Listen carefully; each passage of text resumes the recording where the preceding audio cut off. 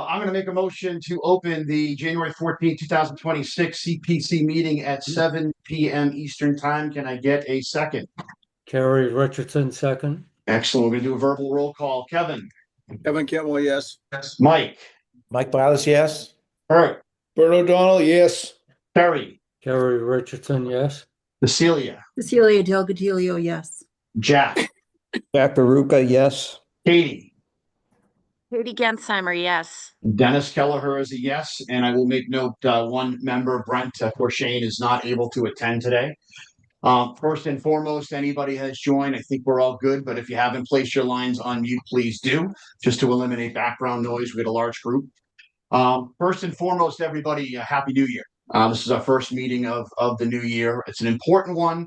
The town warrant actually closes on January 26th, which means we have a goal of closing all business at the end of this meeting, given that our business needs to be defined by the close of warrant on the 26th of January. So again, I welcome the committee members, all applicants, members of the community. Just to kind of explain the process, I think most names that I see on here might be familiar, but just in case they're not, ultimately we have an agenda to which we publish and we must follow. Realistically, some of these applications will go longer than the 10 minutes allotted, which is fine. We just can't start any sooner. So, which is why we kind of allot 10 minutes. But again, it's customary that they probably run a little bit long, some longer than others.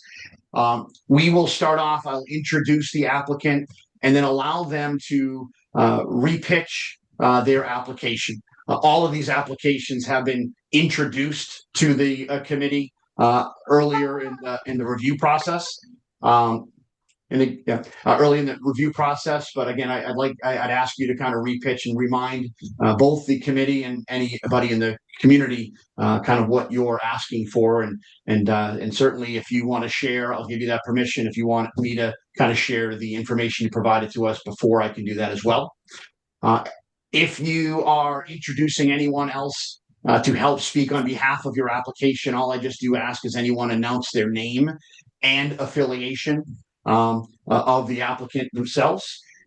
Ultimately, after the applicant is done, we will go through the committee members, and I will either provide a statement at the beginning or at the end of that process, but I will go through the committee and ask if anybody has any questions or would like to voice any deliberation. Once the committee is done, I then will open it up to the community to see if they have any comments or questions. I would ask that we try to limit that engagement to about 1 or 2 minutes, depending on how long we run. I want to give everybody a fair shake to provide their insight and maybe ask a question or two, but we also need to be, relevant at the time. And I also ask that you don't repeat maybe questions or comments that were maybe discussed with prior speakers as a way to kind of streamline it. And I also ask community members before you announce, can you, and again, Ralph Diorse, would you mind placing your line on mute, please? I also ask anybody before you speak. Ralph Diorse, would you mind? I just said, Ralph Diorse, would you mind? Yeah, and I have the ability to mute too, so I can do it on my end. I'll ask you to state your name and your address. It's for the record. We aren't allowed to let anybody speak unless they announce themselves. And again, they're what street they live on. At the conclusion of that, the committee has the potential to make a motion on an application. If that motion is made and seconded, there is an opportunity for the committee to continue to deliberate if they so chose, but the public comment is done, the applicant process is done, and at that point a vote can be made. It's a verbal roll call vote, so I will go through the list of committee members and then they could state the position. Just to let you know, if any application is approved, that is one step of the process. That the next step is that you go before April town meeting for the town vote. So again, no money is given out by this committee. It's simply brought forth to the town for discussion and potentially vote at that point. So with that being said, we are at 7:05, and I would like to invite our first applicant to the floor. So Chris, I'm going to introduce you real quickly, but I'll give you the floor in just a moment. I believe, Chris, you probably want to share your content. Is that right?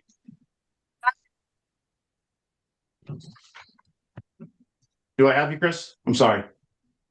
Yes, can you hear me? Okay. Yeah, I can hear you now. So thank you. So I'm going to unshare in just a moment. Here.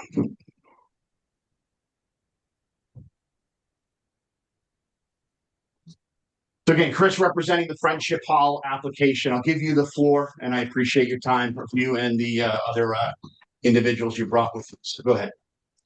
Great.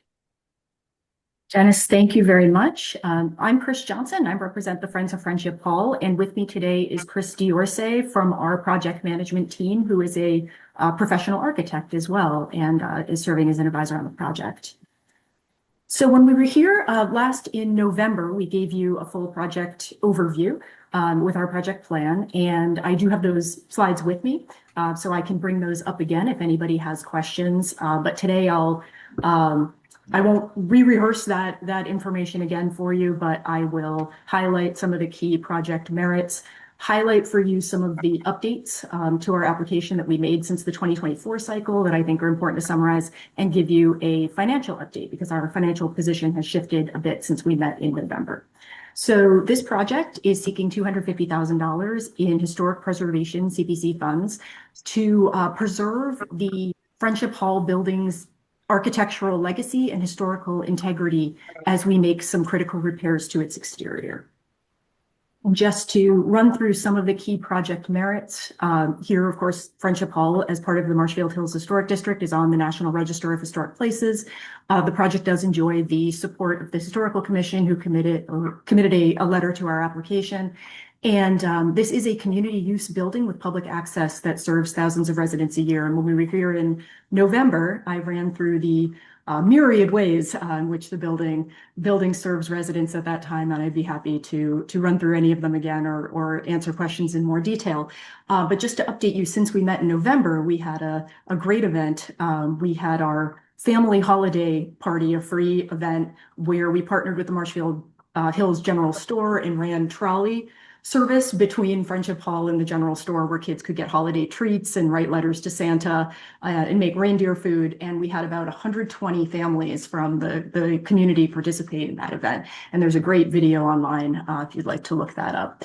But beyond these, sort of first three conditions here that are probably necessary conditions for historic preservation funding, I want to highlight that this project really meets the mission and spirit of the Community Preservation Act and the Marshfield CPC. So, we are talking about the Grand Dame building of the one nationally recognized historic district in town. And so the project really aligns, I think, with the town's and the CPC's historic preservation mission.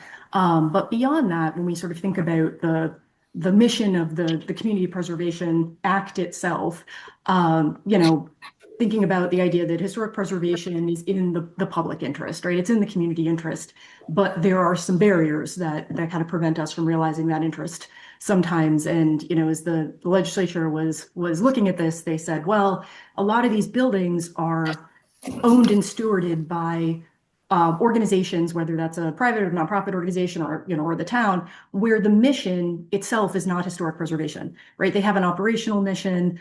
They have to kind of put their limited funds towards that operational mission. And sometimes that means that historic preservation, unfortunately can't be a priority and needs to take a back seat. So they said, well, let's kind of create, right, an opportunity for towns to create a public body where this interest is vested and some public funding to put behind this. And of course, whether we're talking about historic preservation or we're talking about open space and recreation, where I'm sorry, that someone was interrupting me. Whether we're talking about open space and recreation, where the land is going to go to its most profitable use, which is never going to be, open space or recreation, this project really meets exactly the mission gap that the CPA is designed to fill, where the mission of the organization can't necessarily expand to historic preservation. with exactly the type of resource that the CPA was designed to protect, which is this beautiful historic building. And then this is also just an excellent opportunity for public partnership between the Friends of Friendship Hall and the CPC. So the CPC has a very strong history of support in the Marshfield Hills Historic District, whether that be GAR Hall or the Hills Fire Station or the Cliff Rogers Library or the cemetery. And as we took a look through the records, we couldn't find in its 128-year history any record of Friendship Hall ever receiving any direct public money from the town or otherwise, and that's a great thing. The idea that this is really where we're coming to the town, where we have this project that aligns directly with the CPC's mission, but otherwise, we are stewarding this building and maintaining it and operating it, kind of keeping that cost off of the town. This is really just an excellent opportunity to partner and just continue to keep the legacy of this building alive with a responsible property steward. And so just to discuss a little bit some key changes in this application cycle from the 2024 application. So I wasn't part of the team in the 2024 application cycle, but I did not get the impression, reviewing the materials from the 2024 cycle, that the committee objected to the merits of the project. I think where it got a little flummoxed in the process or a little stymied was in some of the more technical and legal details. And so we really tried to fill those in and clear some of those obstacles in this, in this application round. So first, in 2024, the ask was much higher, and it was for the full cost of the work. And we really took a look at that and did a couple of things. First, we went through a multiple bidder process and were able to really come to a much more realistic budget. So we're able to kind of bring the total project cost much more into alignment with the actual with an actual budget ask. And we're able to focus our ask to the CPC really on the historical preservation parts of this project rather than the total project cost. So really taking on a fundraising effort ourselves, saying we run a community use building and we're going to raise some money for the capital work on that building, and we're going to come and partner with the CPC on the historic preservation aspects of that project. Secondly, the project was not shovel ready. I think in 2024 we really came in an early part of the process. Here we're coming at a later part of the process. So as I said, we've completed that bidding process. We have undertaken a capital campaign that we spoke about in November that's been very successful and allowed us to raise significant funds to start the work. We've gone through the structural engineering review and report to give you some more confidence in your investment, that we're not going to run into some major structural issues once the work starts. And we are really ready to kick this work off in the spring. Third, the preservation restriction that we came with the last time was drafted rather conceptually. This time we went through a much more formal process with the property owner to really vet the idea of the property, of the preservation restriction with the property owner, vet some of that language, and come to you with a draft that we really bring in earnest. And then the last two items here really about the legal environment that this project kind of brings to bear.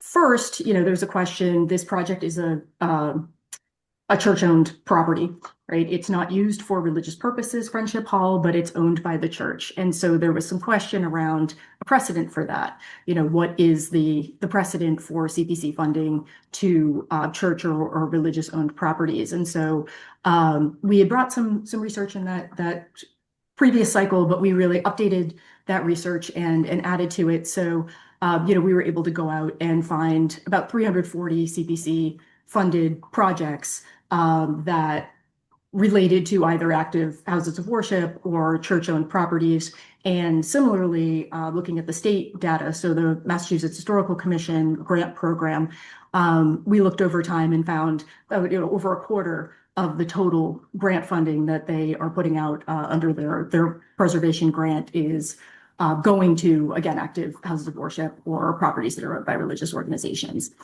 So we were able to kind of bring some data to bear around that precedent, and also, address some of the confusion that came up in the previous process around the Article 18, or what is called the anti-aid provision of the state constitution, and just confirm that the project is in compliance with those Article 18 requirements. So this time around, we went out and worked with a legal professional to draft an opinion to give you some confidence that the project is in fact in compliance with the anti-aid amendment. And I brought this slide with me the last time that we spoke, but really looking at the framework for determining Article 18 compliance that the courts have given us, and running through the requirements under that framework, and just confirming that we meet, the project meets the compliance requirements at each stage here. And so I'd be happy again in the Q&A to dig into this in a little bit more detail.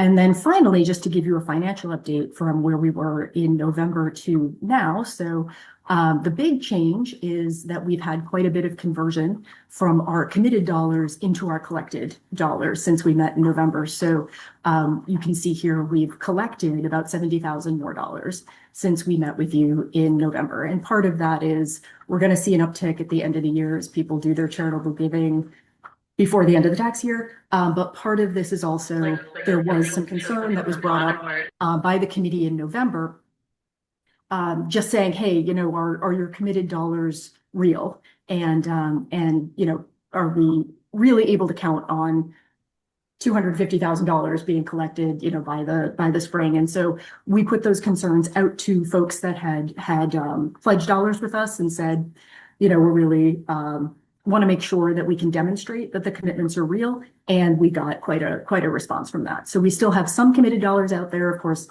some people are splitting their commitment across a couple of years for family budgeting or tax reasons, but we were able to kind of make a very large conversion here just in the last time that we spoke. So I hope that that does give you a bit more confidence in our fundraising as well.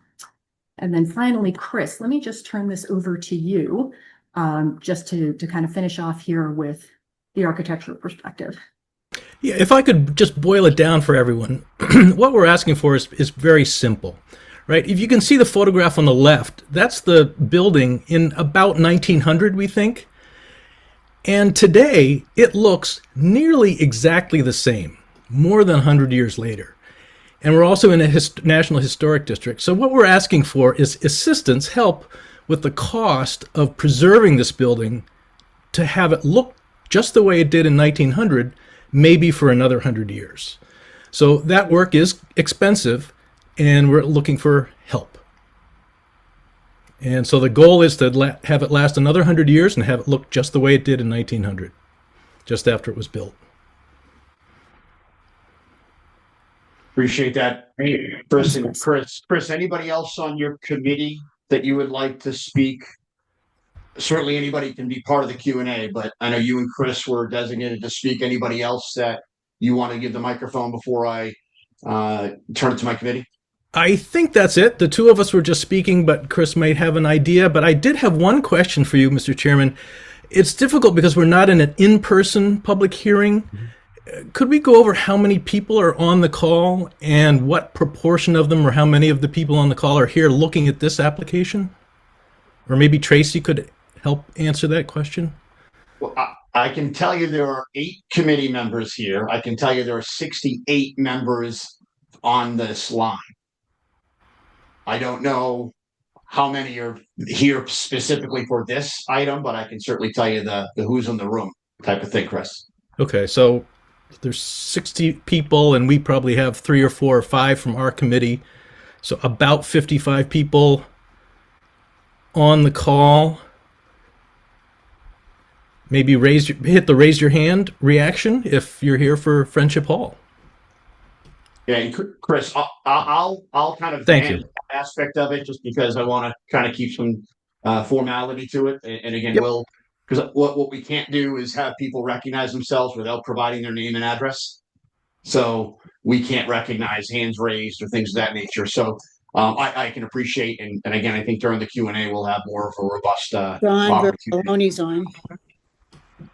Yeah. So again, But we're here to answer questions. yeah, I appreciate that. And so Chris, we're good. And I will tell you from my experience in the last few months, you guys have been incredibly thorough, both in your application and in your response. So certainly appreciate that. And again, I appreciate the overview this evening.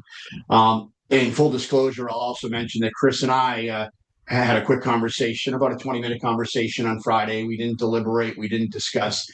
We just kind of talked logistics, if you will, in preparation for this call, and very much appreciated that call itself.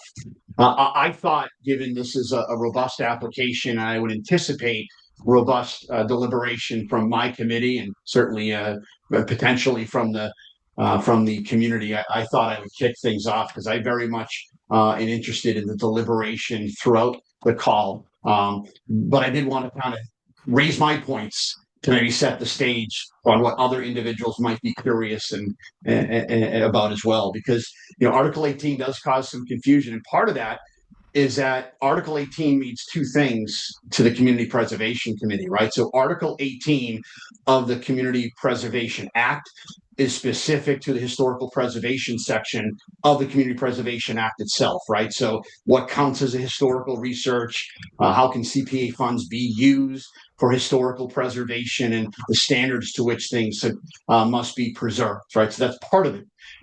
There's another Article 18 which comes into play here, and that's the amendment of the Massachusetts Constitution. And that's what Chris was referring to in her presentation, the anti-aid amendment. And what's interesting in this type of application, both layers have to be met, right? The CPA requirement. So is this the historical preservation project that meets all the CPA standards and statutes?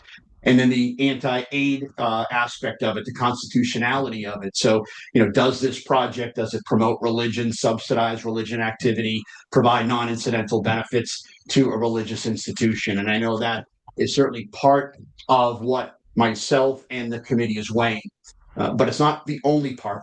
The other thing that I know my committee is weighing, and myself, is that this is a privately owned property. So with any instance when a privately owned property is asking for public funds, you need to weigh that public expenditure and the lack of control that the town is possibly exposing themselves to when handing over money to a privately owned institution. This Friendship Hall is currently owned by that North Community Church. The other part of it is just, is it wise or smart or resourceful CPA spend, right? With any application that we're seeing tonight or we've seen before, $1 spent on one project is $1 spent on another project. So while absolutely a lot of focus goes on the two Article 18s, that's not the only thing that is being kind of considered during our deliberation and from our committee members. So again, I will look forward to hearing from my committee and from the public. So again, what I'll do is I will again focus on the committee first. I will ask either by visually raising your hand, or what often helps is that virtual hand raise, if you so can. I'll go through after we are done. And if questions are raised, certainly Chris, or anybody else in the committee that you designate can answer the question. I would ask, if you haven't spoken before, please just identify your name and your affiliation with the application. And then we'll open up to the public, and I'll kind of provide some instructions on doing it first. So I'll open it up to my committee first to see if there's any questions or need for further deliberation. Yes. Do you mind just putting down the hands of the Yeah. Friendship House people? Let's see if I can.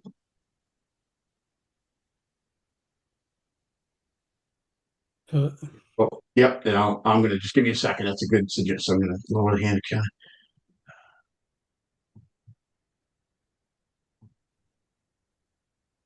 All right. So I am going to open it up for Jack Aruka, committee member.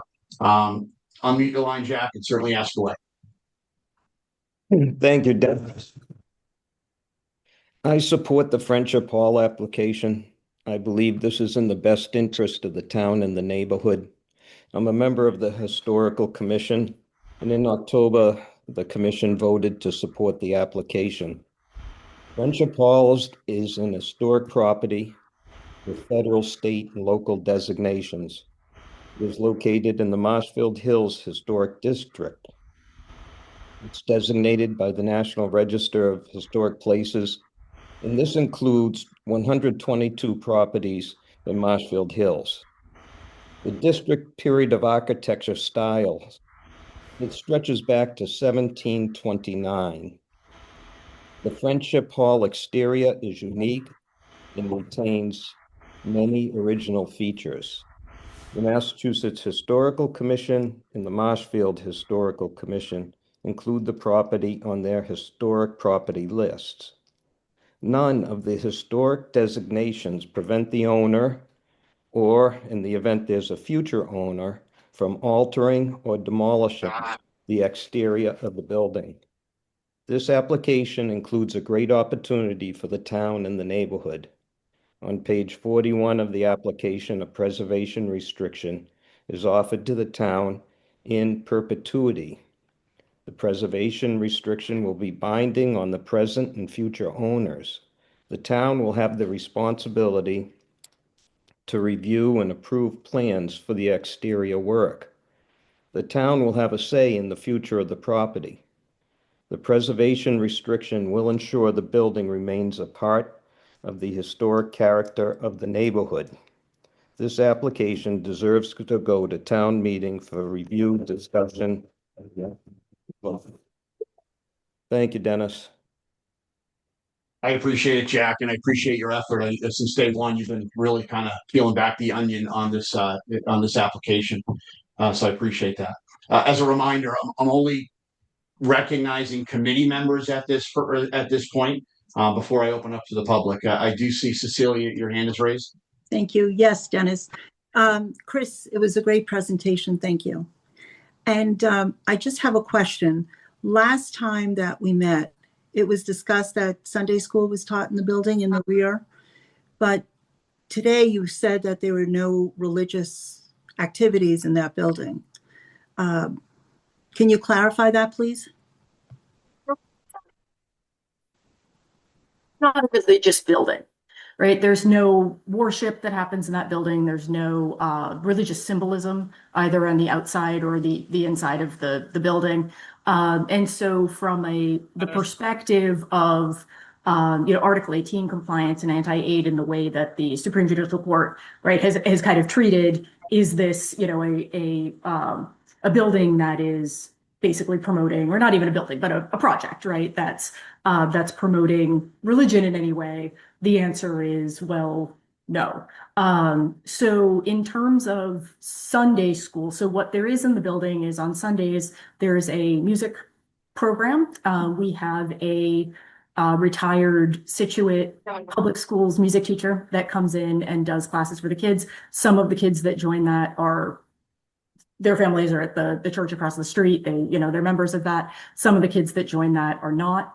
And there's a light breakfast that's provided that some of the families in the community, take advantage of.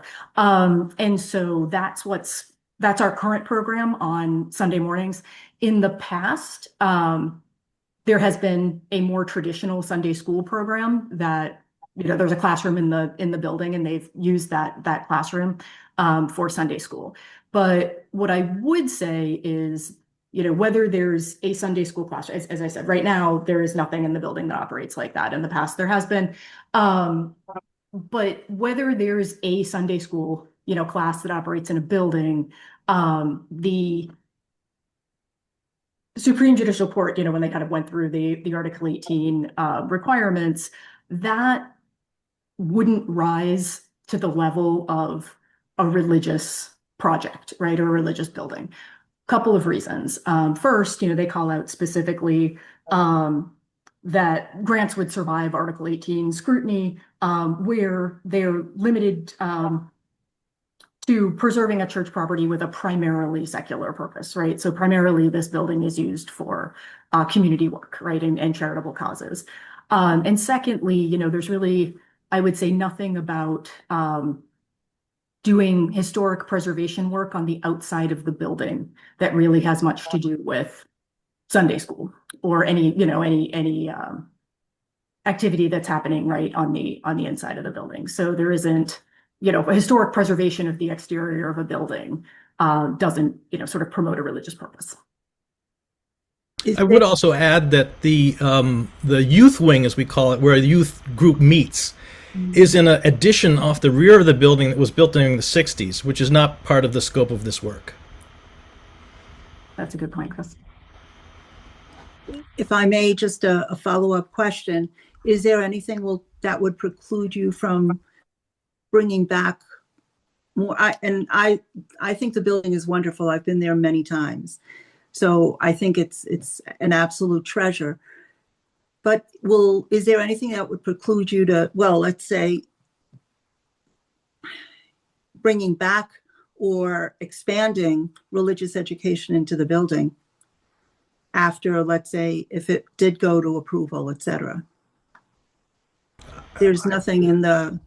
I would say the use of the building is still open. It could be used for any and all activities. The distinction that we're making here is the pieces of architectural elements on the exterior of the building that we want to replace identically to what's there today don't have an impact and don't assist whether there is or isn't Sunday school, whether there is or isn't religious services. It's completely separate. We're looking at the front part of the building, the historic part of the building that was built as a library originally, and we're trying to preserve those architectural elements on the outside. So the function that happens inside is independent of that. Okay, thank you. Thank you, Cecilia. And I will turn it to Katie in just a moment. I neglected to say too, just to let you know, that if this project was passed by town hall, there would be a requirement for historical preservation restriction to be put in place. I know Chris is aware of this. I just want to let the community know, and that would be something that the North Community Church would work out with town hall at that point. It's beyond the purview of this, and that may or may not include any additional restrictions on usage and whatnot. So that will be between, again, the North Community Church as owner of that property and the town hall. Katie, I do see your hand raised. Yes. From what I remember, at our last meeting, looking back at my notes, one of the co-chairs had brought up exploration of like a mortgage or taking out a line of credit. Was there any further exploration of that as a way to fund this project? So we have been up and down, up and down that question. And, there's a couple of considerations. So first, there is no current mortgage on that building. And putting a mortgage on that building would do a couple of things. So first, it would require us to raise, usage fees on the building. They're very, very low right now, so that we can offer this up to as many groups in the community as possible. We would have to, we'd have to raise that, and that would really impinge on our community and charitable mission. And that's really the primary mission, is we're operating that building, right? That's our primary mission. The second thing is it creates some risk. So putting a mortgage in that building creates some risk of losing, right, that building. And as responsible stewards of that building for the neighborhood and the community, that doesn't just put the building at risk for the property owner, for Friends of Friendship Hall, but really, a large lot right next to 3A, it puts it, that property at risk for the broader community as well. And so that's, really something that we're not willing to do.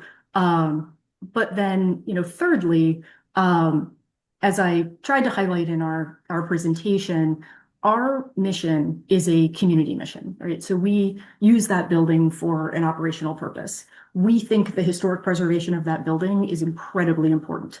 And we are really here to try to partner with the CPC and join our missions together and say, we have this great mission to use this building to serve the community. You have this great mission around historic preservation. Can we bring those missions together and fund this work, together? But historic preservation is not our mission. And so to take out a mortgage, just to do the historic preservation portion of this project is really not something that would be in the best interest of the organization. We are raising the money to do the critical repairs to the building so that we can ensure that we can continue to use it from an operational perspective. We are putting in all the work here and trying to work with you all in the town to meet the historic preservation mission. But we really don't want to put our own mission at risk by taking out a mortgage. Anything else, Katie? No, that was it. Thank you. Excellent. Bert, I see your hand raised. Yeah, first of all, I support everything Jack said. I think it was well said. A couple additional points. I think the original history of how the building was built as Cliff Rogers Library, I think that's important to keep in mind that it was built as a charitable donation to the town, or the townspeople, not owned by the town, back in 1897 or something close to that year. The other thing is, I think that it's to the town's advantage for historical preservation to get that deed restriction. When I look at other properties, even within the historic district, a lot of them are being renovated in ways that really changing the character of them. So to be able to keep this building, with as much as the original style of facade, I think that's important. That's all I have. Thank you. Thank you, Bert. Terry, I see your hand raised. Yeah, thank you. Chris, I want to congratulate you and the rest of your committee on a tremendous presentation and an application that's really improved over the 2024 application. I do have some concerns, though, that I'm concerned that the town currently has a number of historical buildings, and we're paying X amount of dollars to maintain those, and to potentially have the need or the opportunity to maintain another one, to me, may not make financial sense at this time. I know the town is suffering right now from a budget situation. I understand that the town has turned down some property, acquisitions because of the budget situation, from a historical point of view, and to bring another potential property into the town's ownership, potentially in the future, could negatively impact, what we could do with that piece of property from a financial point of view. So, although, I agree it's a great historical property, I agree that it serves the community. I don't feel that we should be acquiring or potentially have the opportunity to acquire another piece of property. And I think the 250,000 that you're asking for could be spent on current historical properties that the town currently owns, rather than spending it on a privately owned piece of property. Thank you, Kerry. Anything else? No, that's it. Thank you. Kevin, did I see your hand raised? Yes, sir. Thank you, Mr. Chairman. I did have a couple of questions. You said it's on the National Registry of Historic Places. Is the building itself, or is it in the historic district? Is a building itself listed? It's in the historic district, and each building in that historic district is listed by name and address. Like in this house, so houses as residence houses on the same, obviously in the district, correct? Yes, so it lists all 100, so all 128 properties that are in that district. All right. So you guys rent that hall out, correct? Do you rent Yes, on occasion we do. And you charge folks, obviously, when they rent the hall?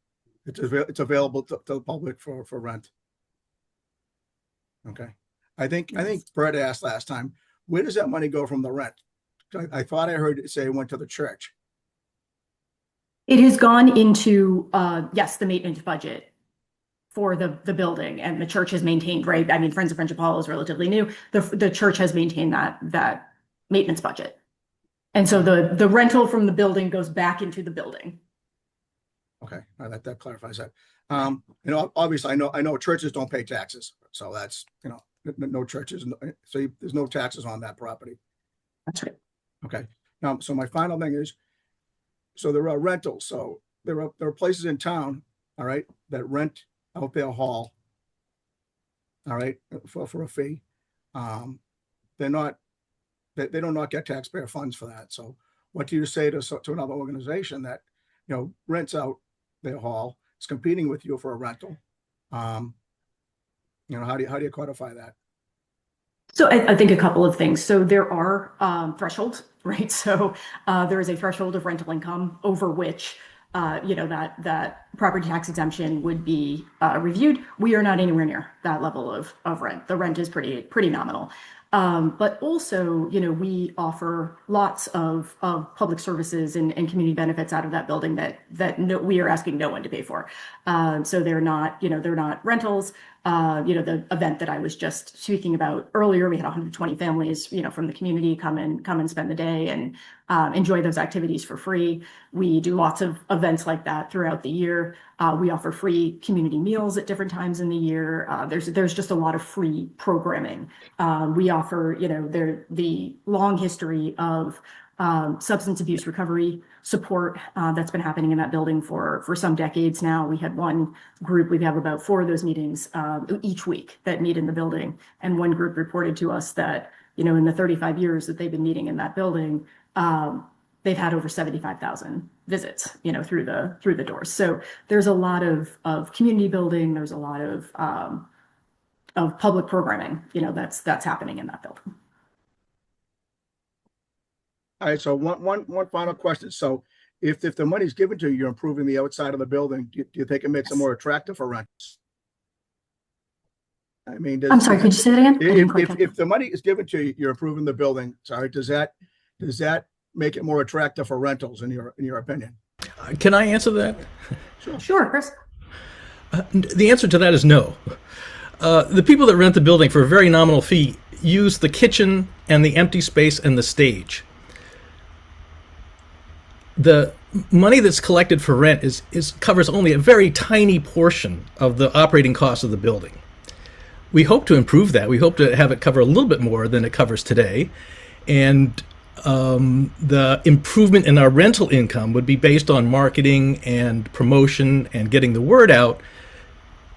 But the money available is not enough to replace all the modillions and the custom moldings and the gutters and the pediment and the ceiling and the windows on the building.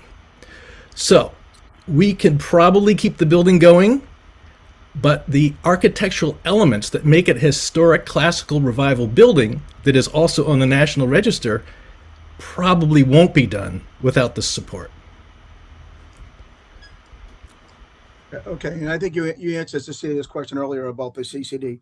So you guys don't have you have functions in there that support your mission of the church? There's no CCD at this building.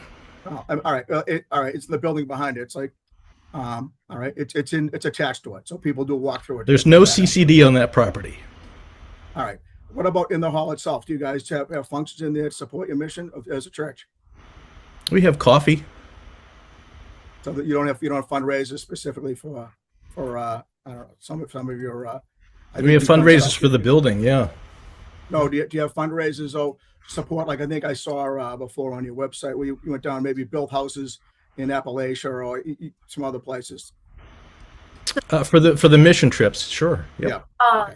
Well, yeah, there's a group that for a number of years now since Hurricane Katrina has been going down to the Gulf Coast and helping with some continuing, I mean, even more than 20 years later, some rebuilding work, construction work that is, that's happening in that area. So there's a group that most years, goes down and does that. Time, folks. But that's, again, charitable, that's kind of under the charitable causes. Thank you. And I have one final question. I don't see anybody else in the committee has any questions or comments. One question, and then we'll turn it over to any public comment. You changed the name to Friendship Hall, I think in 2024. I just was curious on the decision on why to do that and kind of voted behind that. So that was part of our kind of broader rethink of, not even a rethink, just a broader work to really reflect to the community the work that's happening in that building. And really the work that's happening in that building, like we talked about in November, is work to advance community and charitable causes. And so, the rebranding of the building is just one way, right, to really signal the mission of the building to the community and kind of gain broader community use, right, of that building and that resource. Thank you, Chris. So we are going to pivot to those in the community. Now, I'll ask you if you wanted to speak up to kind of keep your line on mute until maybe called upon. Ideally, we raise our virtual hand. If you're comfortable in doing that, I will recognize you. I will ask you again. We have Tracy Pamela, our coordinator, is taking notes. So if you could say your name, say your street to which you live on, confirming you are a Marshfield resident. Pause for a second just so Tracy can catch up. I'll ask, of course, all questions, comment to be respectful. Any questions that might be asked, please come through me. We'll want to stay on scope, and ideally, we don't repeat our previous speakers again to try to keep this moving at some sort of a reasonable pace. We haven't had issues in the past. I don't expect with this crowd to have any issues. And again, as Christopher kind of identified, with a much larger audience than normal, that certainly does signify to committee members of the breadth of interest of an application such as this. I will start again, just going in order to which I see it, and I'm awful with names, so I apologize if I mispronounce. But is it Paul Meyer? Again, step one would be to unmute yourself, then identify yourself verbally by both names. Great. Go ahead, Paul. Yes. Okay, let me do the video here. Excuse me. Yes, this is Paul Mayer, 160 Hillcrest Road. First of all, I just want to thank the CPC for the work you've done over the years. Been involved in supporting things like the skate park and other things you've worked with that have really moved forward to create community involvement and all of that. And I just want to acknowledge the CPC and the board for that public-private partnership and the things you've done there. And thank you for that. My wife, Jane, and I raised our 2 kids in Marshfield. We've been active participants in youth sports, coaching, philanthropic activities, whether it be the food bag, sowing seeds, high school scholarships we fund. I would just urge the committee to bring this to motion. The involvement that I've seen and the community acceptance in this building of all walks of life, to see I don't see any kind of religious connection. I've seen people with all different religious faiths get involved in activities there. We hold our homeowners association meetings there. It's a welcoming, safe environment that, with the work that this team is putting forward to make it safe and welcoming and make sure it lives past, my life into my kids' life and represents the beauty of Marshfield and the historical value of Marshfield, is something that I feel is important. And I would urge this committee to bring it to motion, to have that discussion and the opportunity to go in front of the selectmen and the town board. So I just wanted to let you know that that's our point of view, and we really very much appreciate your consideration. So thank you. Appreciate that, Mr. Meyer. I see Crystal Gould. Crystal Gould, 995 Union Street. I have no affiliation with the North River Church. I fully support support this request, but I have one clarification that I think is important to make. Is one of the committee members was talking about acquisition, and I don't believe that's what is at stake whatsoever. I think it's a request for funding for preservation stakes. I saw nothing in the presentation that suggested acquisition, and I'm going to be silent for a moment so someone can speak to that. Yeah, yeah, Chris, if you want to acknowledge, absolutely, yes.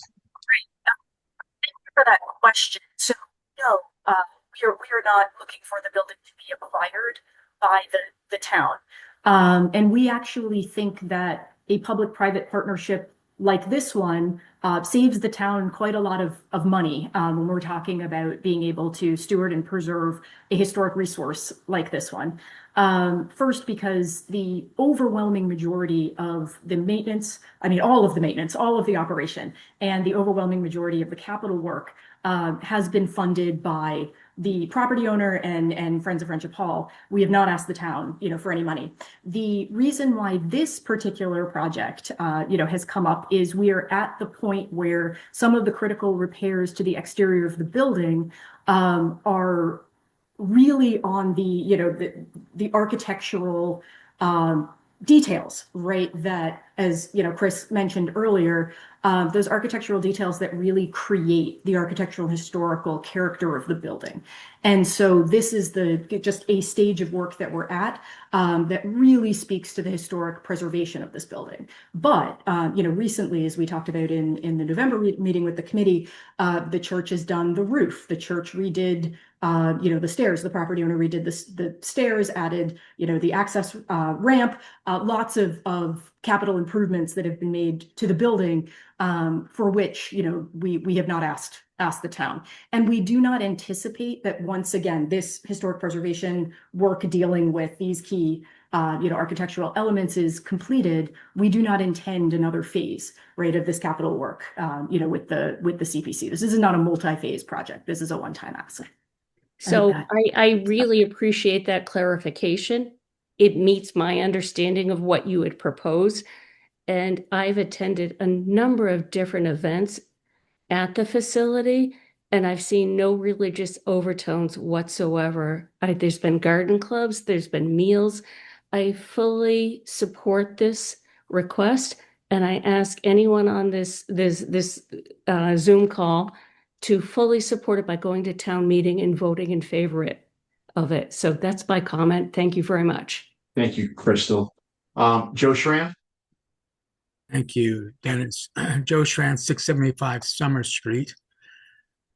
First, I want to thank all of you for what you have been doing to preserve our community. And I think that this really does fit in the mission. Even though I have not attended these meetings and before, I've gone to town meetings and voted in favor for pretty much everything that the CPC has ever asked for. And restoring historic buildings, I know, is in your mission.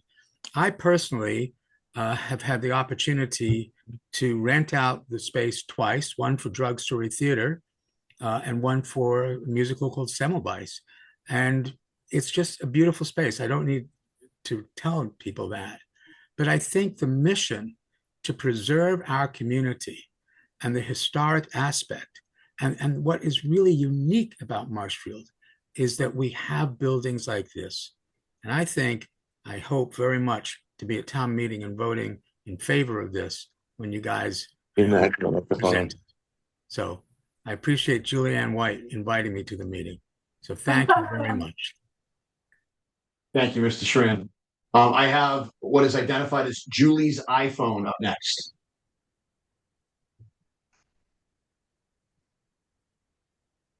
Hi. Sorry, I had to take a minute to unmute. Julie Finn, 109 Old Main Street, the corner of Main and Highland. So I am a neighbor, and we recently, we relocated to this area 3 years ago, and I will say that the historic nature was a primary driver of purchasing this house in Marshfield. And, I just would echo that it's the exterior that's being that this money is being used for. And when we were looking at homes, of course, we were looking, we weren't going in and out of these places, but we saw that property. We saw the Cliff Rogers property. We live in the Avery Rogers house, which is named. We, saw the different things, and it was the exterior that was, that we were seeing. And we had no idea whether it was publicly owned, privately owned. There was a public-private partnership. What we saw was the exterior, and was drawn to that, which of course, is good for people to buy houses and pay taxes to contribute to these, this funding need. So I fully support it, and I hope everyone does too. Thank you. Thank you very much. I do see Kathy has raised her hand. Hello. I'm looking at a Kathy that raised her hand.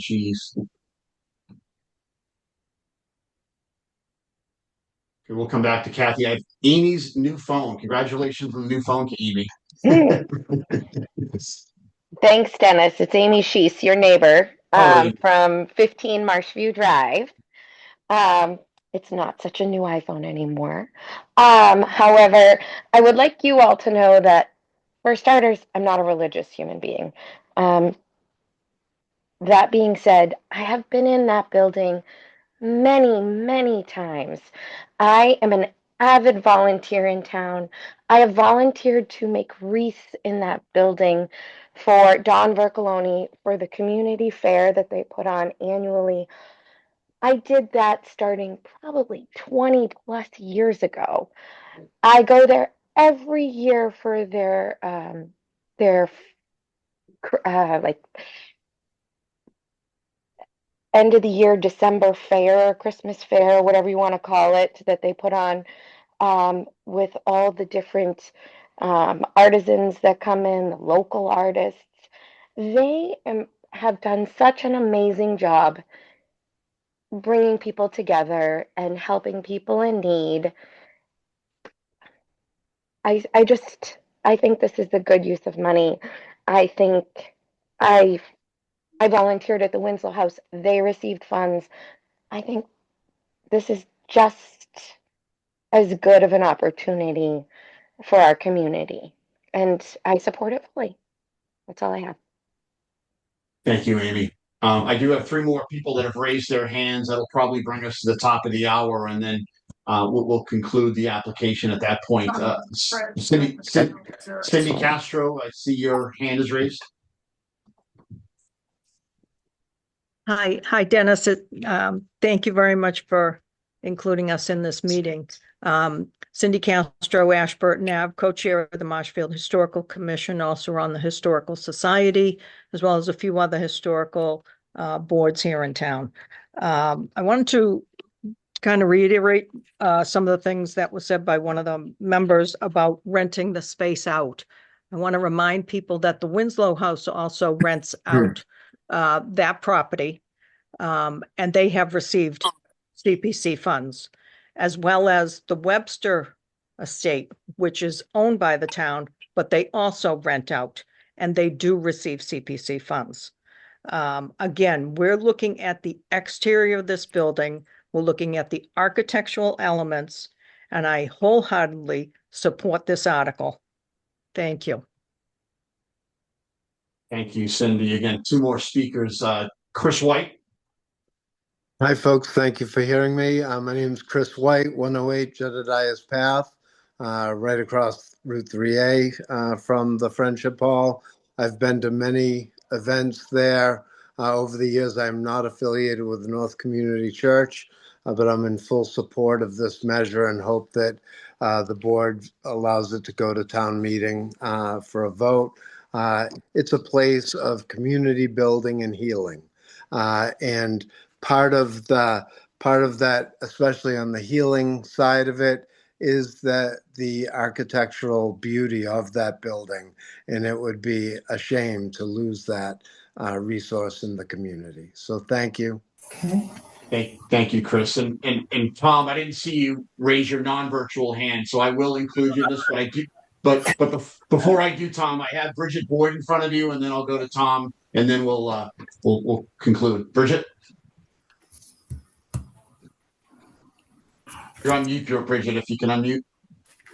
This every day, you think I would know by now. Bridget Boyd, 161 Prospect Street, and so a neighbor, also not affiliated with the church, only familiar with it as a neighbor, as a part of the community. I just wanted to say, speak to two brief points. One is there's been some discussion around whether or not there's precedence in supporting a private building with the Community Preservation Act funds for the historic preservation. And I guess I have a question about whether or not Cliff Rogers Library also is a private restoration project that has received funds from this committee and the town in the past. And then the second part is I would just urge you to vote in favor of this. I think you would be voting not only to preserve the historic nature of a building in a community, but really voting to preserve community and all of the uses that this building provides for the public. Appreciate that, Bridget. And Tom, non-virtual raise hand. Tom, go ahead. Thank you. Where this involves taxpayers. Tom, just say your name and address. I know you know the deal. But... Old Main Street, Marshfield Hills. This involves taxpayers' money, and I'd like to know if the town council has given an opinion on this Article 18 issue. Could you hear me? Yeah, say that one more time, Tom. The Article 18 issue. Yes. It involves taxpayers' money. Mm-hmm. And I would like to know if our town council has an opinion on using this money on a job like this. He does not. If it is passed by town CPC and town meeting, he will then weigh in and provide oversight both with the historical restriction and with the project itself to make sure it does comply with Article 18. Okay, and one other question. The historic value of this house is on the exterior, you know, all the architecture. This would be the first time I've ever seen a conservation of a building using plastic as an alternative. There is an alternative thing by the government, but by the law states is always board for board construction. But that means like if you use pine boards, you got to replace it with pine. If you use a mahogany, and there's nothing there that special that it couldn't be done with wood. They did it in the past where they had no tools, and there's plenty of stuff. And I just think that if you're going to call it an historical restoration, you should be using wood and not plastic. Thank you. Thank you, Mr. Whalen. I could respond to that if you're interested or not. At this point, I don't think we need so, Chris, because certainly I know Tom is familiar with the rules. I also know that Attorney Galvin would understand the state requirements. So certainly opinion made and heard. Okay. Now, this is certainly a complicated, a challenging deliberation. I really appreciate the thoughtfulness of the applicants, the committee members, certainly those in the public, even those that didn't speak, just by showing your attendance certainly shows value in the process. And I do know, both personally and from discussions with committee members and community members, we had a number of community members reach out in letters in both support and in opposition of supporting this for various degrees. None were necessarily in the value of the property itself. It had to do with some of the semantics of using public funds and whatnot. So I do think, and I made it clear to my committee, that this does warrant me proposing a motion. It's up to a committee member to second that motion if someone did want to further the vote. And then it would be a roll call vote from the committee members themselves. Okay. Could I ask one question before you go to debate? Sure, go ahead, Chris. Is there anything that we haven't covered, or is there any information that you're lacking, or any questions that we could answer that would prevent you from taking a vote tonight?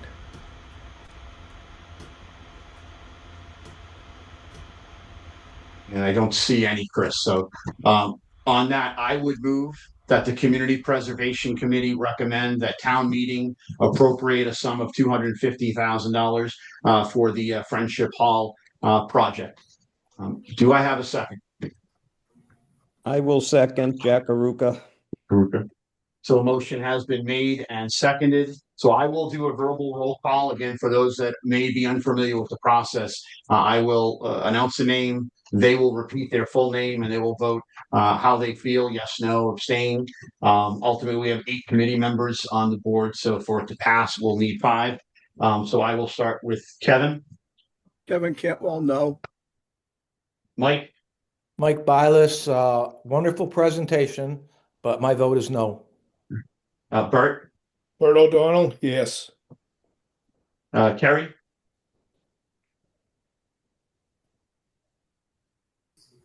Kerry. Sorry. Kerry Richardson, no. Cecilia. Cecilia Delgadillo, no. Jack. Jack Baruka, yes. Katie.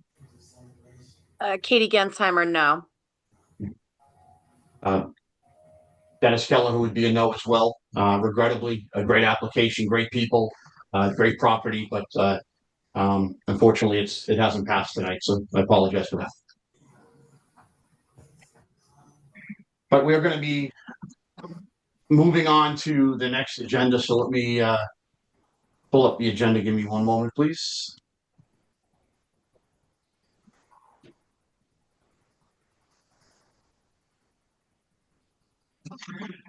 All right, so we're going to move on, and I appreciate all applicants as well. I think it's important to give all applicants, certainly those that a thorough a review. So I appreciate those that have certainly been on hold. I am going to call the MHACD. I believe Mr. Marathis is not here tonight. Rick, I believe you are speaking on behalf, and I also believe that maybe Carrie or Cecilia, as part of the Housing Authority and Partnership, can shed some light. So, Rick, you online?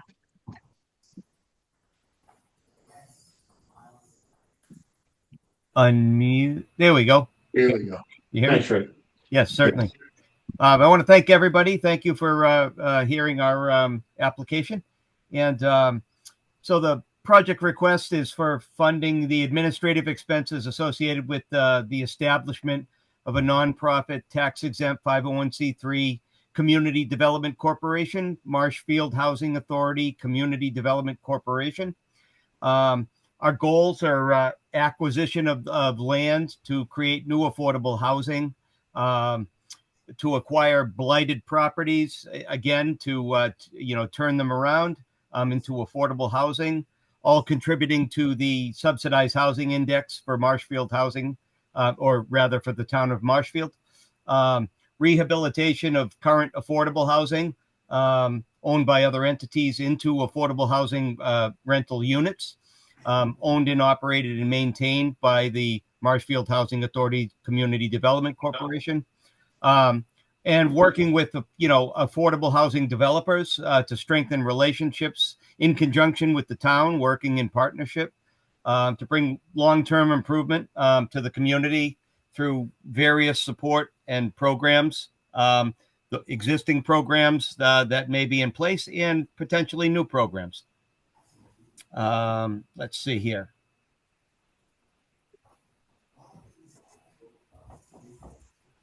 Just looking at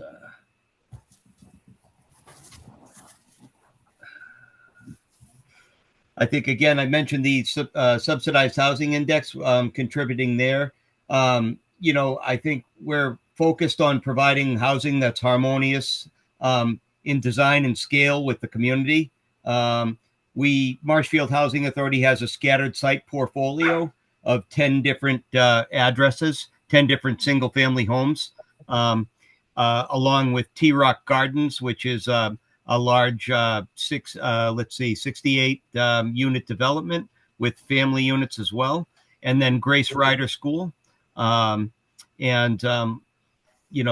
addition to that, Marshfield Housing Authority would also potentially be a property management organization. The alternative to that is, in addition to acquiring new properties when they're required, there could also be an alternate property management organization as well. Let's see. where the ask is for $25,000 for, again, it's administrative expenses, typical industry standard administrative expenses to establish and develop a community development corporation. Travel, website branding, general office supplies, advertising, accounting fees, legal fees, state and federal filing fees, registry of deeds, business licenses, consulting fees, and contingency. Again, this is an estimated amount, 25,000. Obviously, we don't know our exact figures. But at this, the timeline for this, from planning through training of board members, the board, the proposed Marshfield Housing Authority Community Development Corporation would have a separate board of commissioners, and there would be training for those board of commissioners. So from planning through training of the board of commissioners and startup would be would be approximately 6 months. I think at this point, to make it short and sweet, I'll leave it at that and open it up for questions. I appreciate that, Rick, and I'll go to the board first, and I want to kick it off with Kerry because I know you're seated on the Housing Authority and the Housing Trust, and then we'll also include Cecilia next as our Housing Authority representative on the board itself. But Kerry, I'll give you the microphone. Thank you, Dennis. The reason that we're bringing this forth through the Marshfield Housing Authority is based upon the experience of what has been accomplished within the Quincy Housing Authority. And then Rick, you can help me out, but there's the Quincy Housing Authority manages 5 different housing authorities within the South Shore. 2 other communities have already adopted the Community Development Corp, and they're creating new housing through that Community Development Corp. The state of Massachusetts does not have funding to create new housing. So we get funded through the state and subsidized by the state to maintain what we currently have at T-Rock Gardens, at Grace Rider, and then those 10 individual family scattered units. However, we cannot create a new home using state funding. So through the CDC, the Community Development Corp, we would be able to get funding from various resources, and one of those resources could be the CPA or our own CPC. Another way we could do it is potentially through the Marshfield Housing Trust, when the Housing Trust gets payments in lieu of building affordable housing. So the Housing Trust could become, I'm going to say, a quasi-partner to the Community Development Corp. You can also get it through donations from private sources, from grants and other sources. So our vision is to create this entity so that we can create new affordable housing within the town. And what we would like to do is create rental units. Now the trust, I think, prefers to have ownership. The housing authority prefers to have rental units. One of the reasons for rental units is so that because we know we have turnover, and therefore you're basically serving more families over X period of time through a rental unit than you are through an ownership situation. One of the other things the Quincy Housing Authority has done through the CDC is that they've created a fund. So if somebody's involved in a CDC unit, they've created funds where X% of their rental on a monthly basis goes into a savings account. And that savings account is potentially used for a down payment sometime in the future.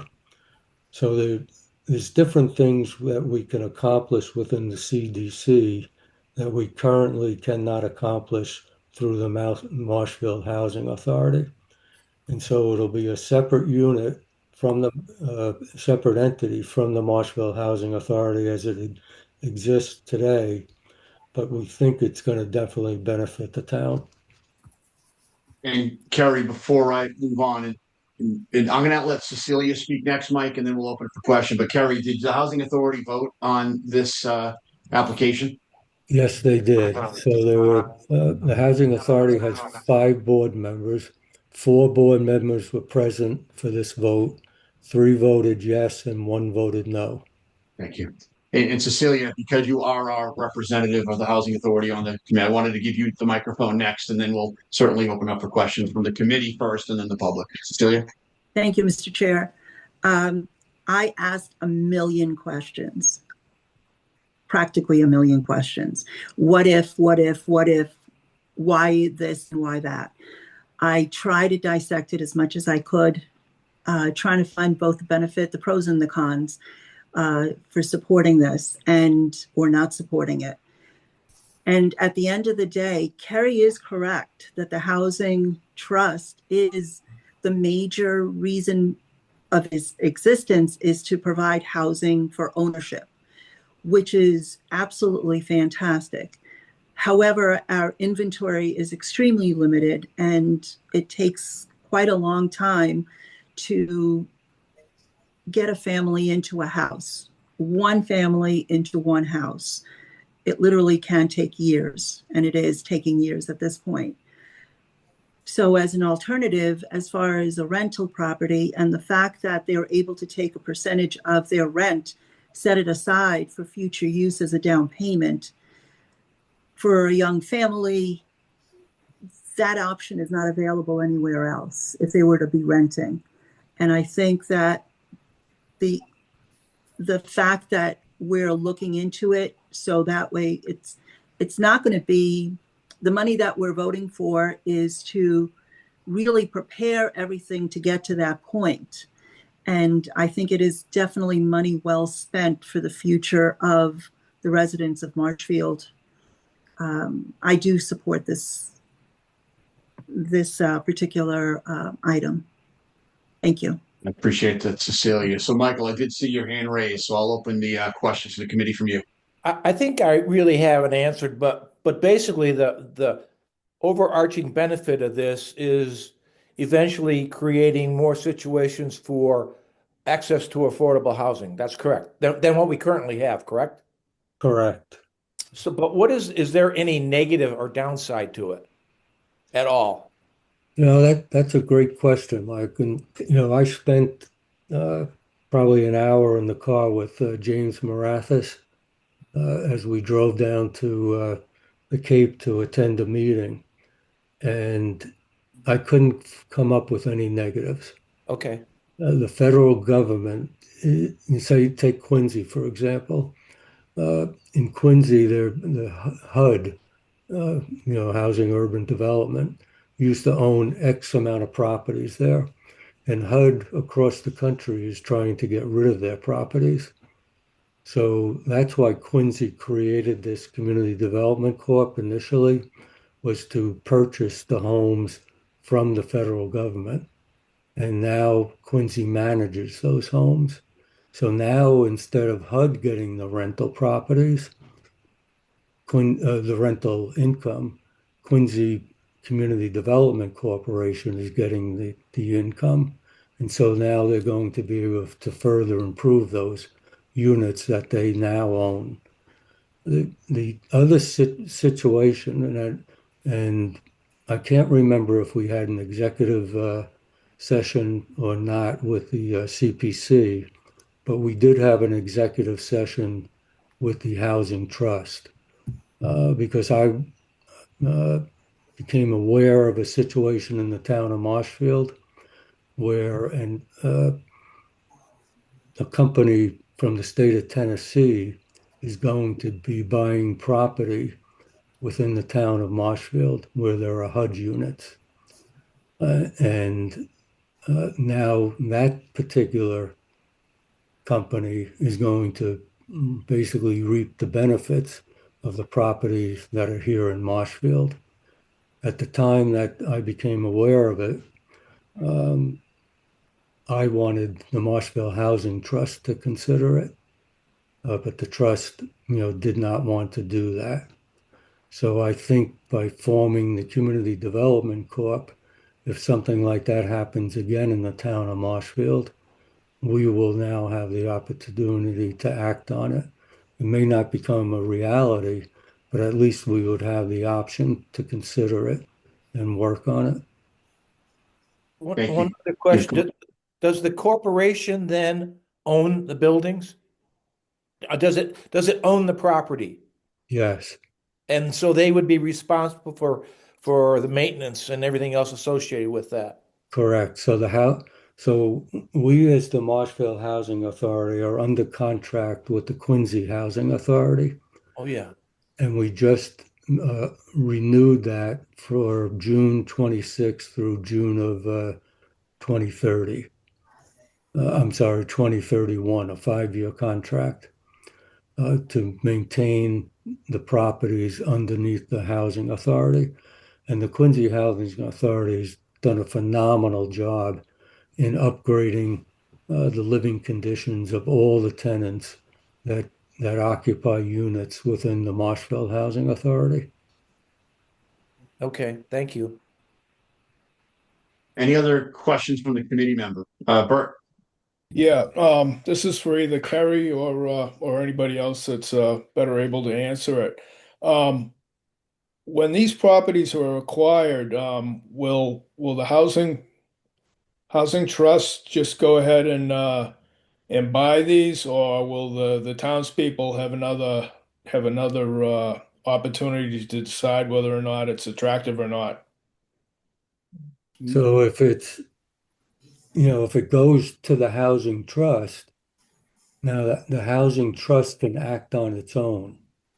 And they don't, to my knowledge, the housing trust does not have to go to town meeting to make a decision. The decision basically made by the committee members of the housing trust. If the Community Development Corporation gets involved, it would be based upon the decision of the 5 board members of the Community Development Corporation. How is if you make a purchase, how is the value determined? I'm thinking about this in relation to the way open space acquires land. We can only pay what an appraisal says the land is worth. Could you go in and pay? Could you be competing with open space to acquire land to build these facilities? That's a great question. Rick, are you still on? Yeah, I mean, Bert, how do you mean competing with open space? What? Well, say there's a 10-acre parcel of open space that the open space committee wants to buy. We have to get an appraisal, and Right. through CPC we can only spend, what the appraisal comes in at. Do you have any kind of restrictions, or could you go in and buy that 10-acre piece? Could you pay more for it? Yeah, I mean, market applies. So just because we're a community development corporation doesn't necessarily mean there are any breaks there. So I think, yeah, we're in fair competition, for that, if it's open space on the market. I think that, Quincy Housing, as well as, we've Hanson Housing Authority. We manage Hanson Housing Authority. We've taken a federal property. We're about to convert it. We in order to do that, it had to have a separate entity. So there's Hanson Housing Authority Development Corporation. It's a small building. It's actually a historic building as well.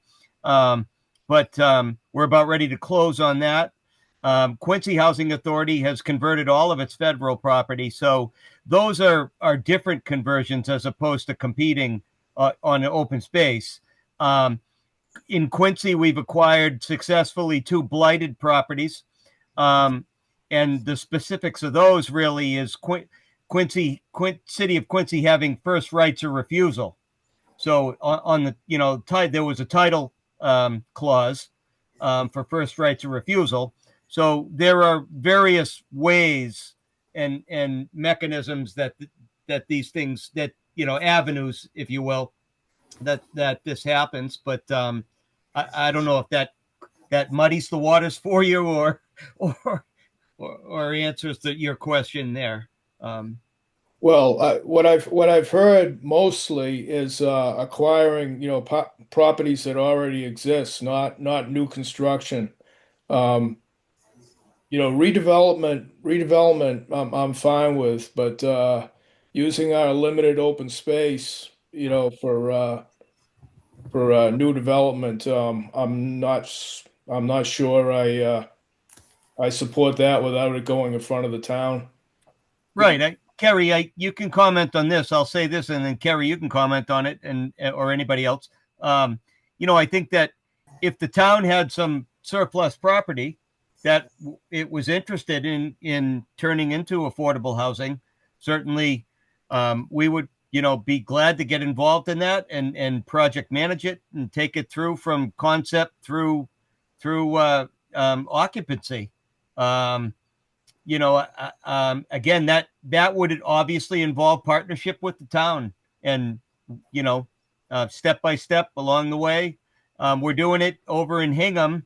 Hingham doesn't have a community development corporation, but in Hingham, we had a situation where the state has some programs where they're interested in taking any surplus property on state aided land and converting it into affordable housing. And we're doing that not only in Quincy, but in Hingham as well, at 94 units in Quincy and 60 unit building in Hingham. So there is opportunity on the state side, but it's development of surplus land in the form of a ground lease, like a 99-year ground lease. So that's the only possible way you have for development on the state side, is through conversion to a ground lease. It has to stay affordable in perpetuity. But it's successful. And we've got 2 projects going on now with a developer, a private developer. We're out of it. We're not part of it. So it's private. It's in the hands of a private developer. So it's coming along. Yeah, and Bert, I can tell you that if it's for CPC funds, we would absolutely deliberate as we do for the benefit of either directly through the housing authority or through open spaces. So certainly that would have to be approved through committee and go to town hall, town meeting. The housing authority may be able to seek other methods of financing for their projects beyond the CPC scope. So that's certainly something that, my understanding, this community development gives them that opportunity as well. Okay, thank you all. I think that's enough for now. I think I want to get a little better understanding of it before town meeting, but I'm satisfied I know enough about it for our purposes. Thank you, Bert. Thank you. Katie? So who will run this? The Marshfield Housing Authority Community Development Corporation would have its own separate board of commissioners. And the quantity could be not necessarily, it's not necessarily established. I mean, typically boards of commissioners are at least 5. The Quincy Housing Authority Development Corporation is 7. The mayor, Quincy's a city, so the mayor appointed 2 separate. So it's actually the existing board of Quincy Housing Authority plus 2 additional separate staff or commissioners appointed by the mayor. So, but again, that's not necessarily a standard or a law or a regulation to be done that way. But ultimately, it would be the individual in charge would be the executive director of the housing authority, would be James Marathis. But his his superiors would be that Board of Commissioners. How does the Board of Commissioners get appointed? We don't even have a, I mean, we Right. don't even have our town administrator right now. So how would that happen? So Terry, you might be able to shed a little bit more of the town aspect of this, but I mean, I would think right now it's open, but Kerry, if you could comment more. Sure. Yeah, I can explain that. Katie, I've spoken to an attorney on this, and the attorney, advised that initially the Marshfield Housing Authority current board would vote on who would be on the Marshfield Housing Authority Community Development Corp. And, I informed the attorney that, my own opinion is that we should potentially expand that board for the Community Development Corp to include an attorney and a developer. And, the attorney's response was that would be fine if the Marshfield Housing Authority Board would want to do that. Who was the attorney that you spoke with? I spoke Is with, it a town attorney? no, I spoke with the Housing Authority attorney that represents the Quincy Housing Authority and who created the Community Development Corp within the city of Quincy and within, I think, 2 other South Shore communities. Quincy would have a pretty heavy hand in this Well, corporation. Well, when you say a very heavy hand, they're currently our managing agency. So the executive director of the Quincy Housing Authority would also become involved in the Community Development Corp. But the board, basically the board, works with the managing agent, but the board has the authority, not the managing agent, because we hire the managing agent as a board. All right. So different from the open space committee, you would be, which also purchases land in town. I mean, they just got approved at the last town meeting for a purchase, but so this would be different, but you'd be acquiring parcels of land that have homes on it and seeking development of that property by a developer that would sit on the board. No, it wouldn't necessarily be that developer. My thought process of having a developer on there is just to provide advice to us as to, what happens. We'd be going out to bid to, or some type of selection process, that just because that developer sits on the board doesn't mean that they would do the project. Which developers are you working with now? Or not. So it would be open to discussion by the board. So how would that work? Would developers around the area put in bids? At this point in time, we're not really. Those details haven't been worked out. I mean, they need to. This is all brand new. So it's I mean, Kerry's point about a developer being on the board, that that person it would be a conflict of interest for them to be the developer on any property that was acquired. So I don't that developer or that member of that developer is meant to be on that board to bring the knowledge of a developer to the board solely, and be a member of that board. So it's not, yeah. Right. We don't know at this point who these individuals would be. These processes need to be defined, documented, worked out, and so we've had issues in town where we've had developers purchase properties and then develop, like the property, for instance, over on the aquifer off of Clay Pit. Developers develop, I mean, and they cram stuff into very small spaces. So I don't know, this is concerning to me. The idea that it falls under the 40B and issues that we've had in town with underneath the 40B. I mean, we've already hit our 10%.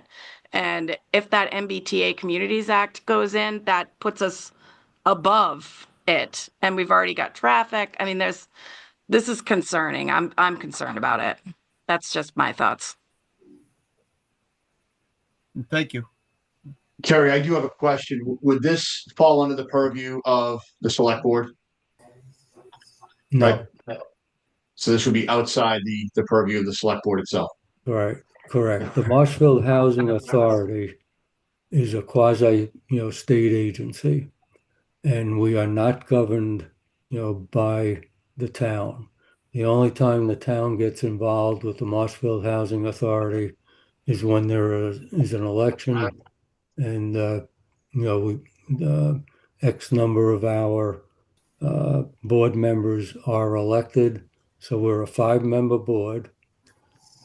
I personally am appointed by the governor of the state of Massachusetts.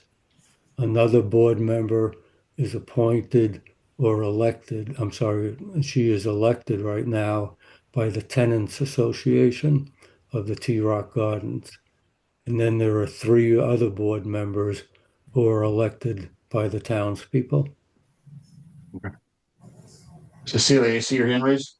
Yes, thank you, Mr. Chair. I just wanted to mention, these are all good questions, truly.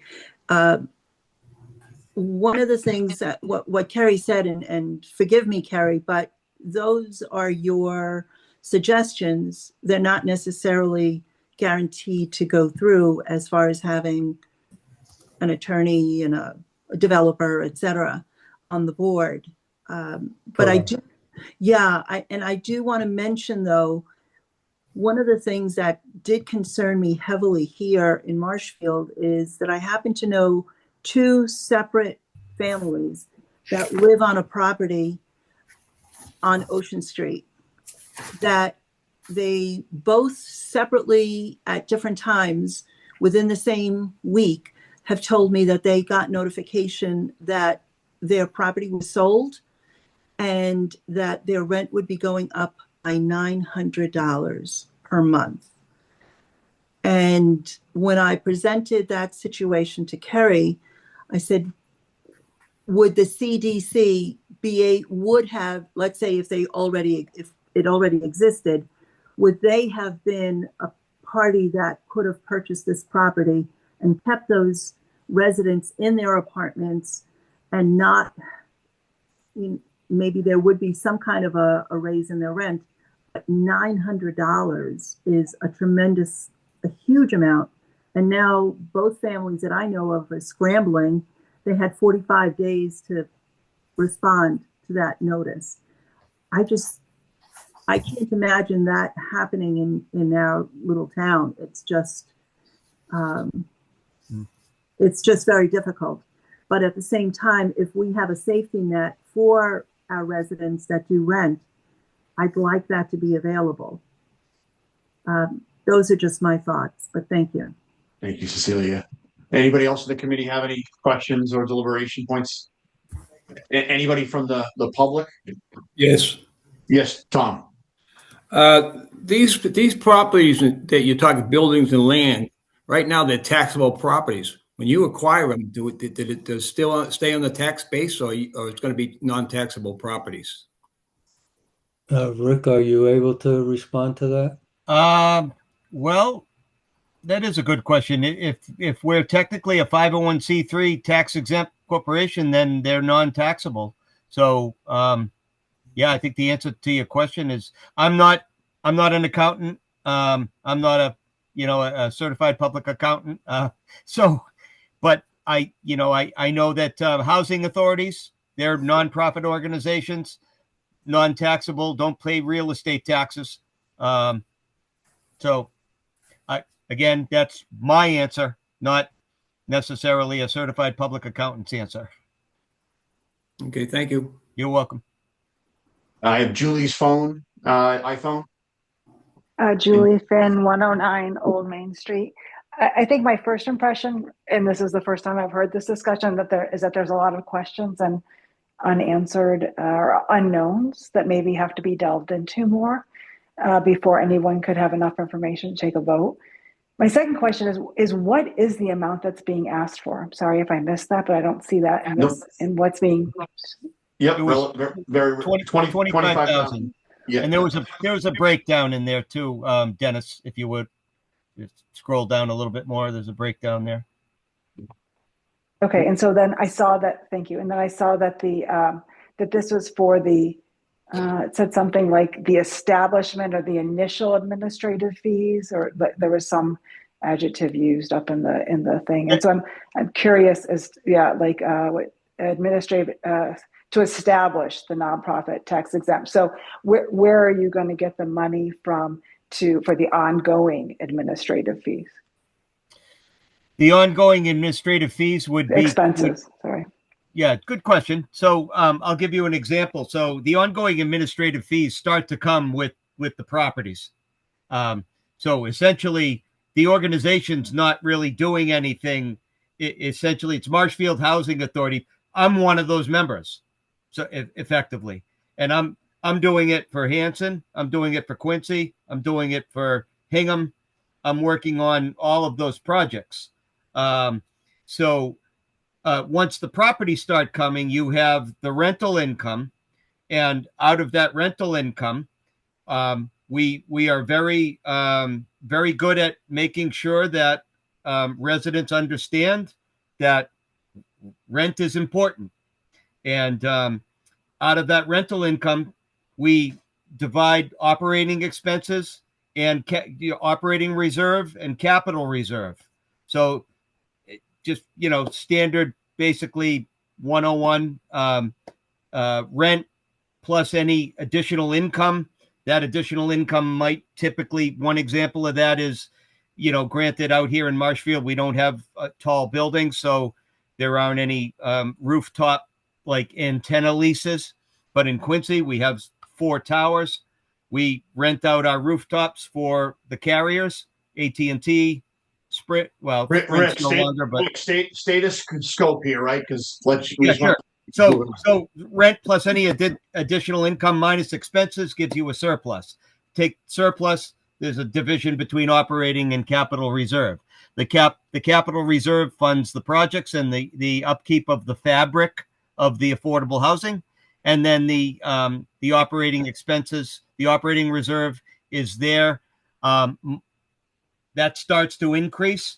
You start to get a higher operating reserve, and you're able to do things you wouldn't normally be able to do with that operating reserve. And we're experiencing tremendous success in Quincy right now, and Hanson's about to start as well. Thanks, Rick. You're welcome. Thank you. Julie, any other questions? Well, how long can that $25,000 sustain you? It is just it is just for the creation of the 501c entity itself. It is not designed for ongoing support. Okay. Yeah. And I don't disagree with you, Julie, that if this happened to go to motion and pass, the details should and need to be fleshed out prior to presenting the town meeting, right? Because that is ultimately the final entity.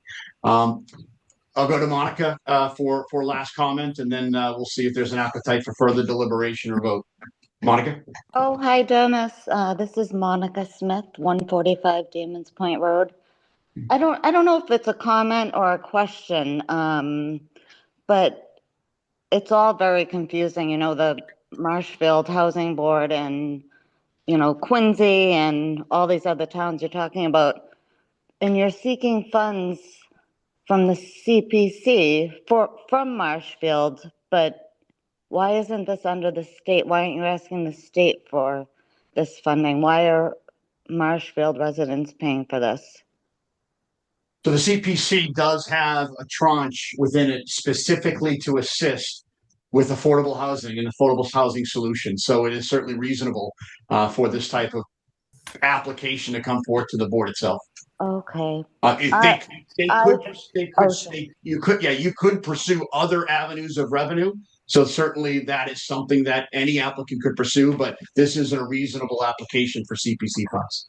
Yes, I'm just confused about the whole Quincy, and I need to educate myself, but I don't expect you to educate me on this right now, but it's so confusing with, the state and CPC funds and. I don't disagree, Monica, and I look at this every day, so I don't disagree at all. Oh, well, thank you so much. I'm glad I had the opportunity to ask a question, and thank you. It's very confusing, but thank you. Thank you. Sure. Molly, I'll let your hand get raised, and then we'll close discussion on this item. Molly? Sure. Thank you, Molly Viewer, State 142 Old Main. Just a comment. I appreciate the mission of the CPC with housing, et cetera. My own opinion is I think it's a stretch to ask the CPC to fund the initiation of a 501c3. In addition, my second comment is I'm on the board of 2 nonprofits, and the fees that are listed here are about 10x of any of the boards that I've been on. I think $25,000 is absolutely ridiculous. Thank you. Thank you, Molly.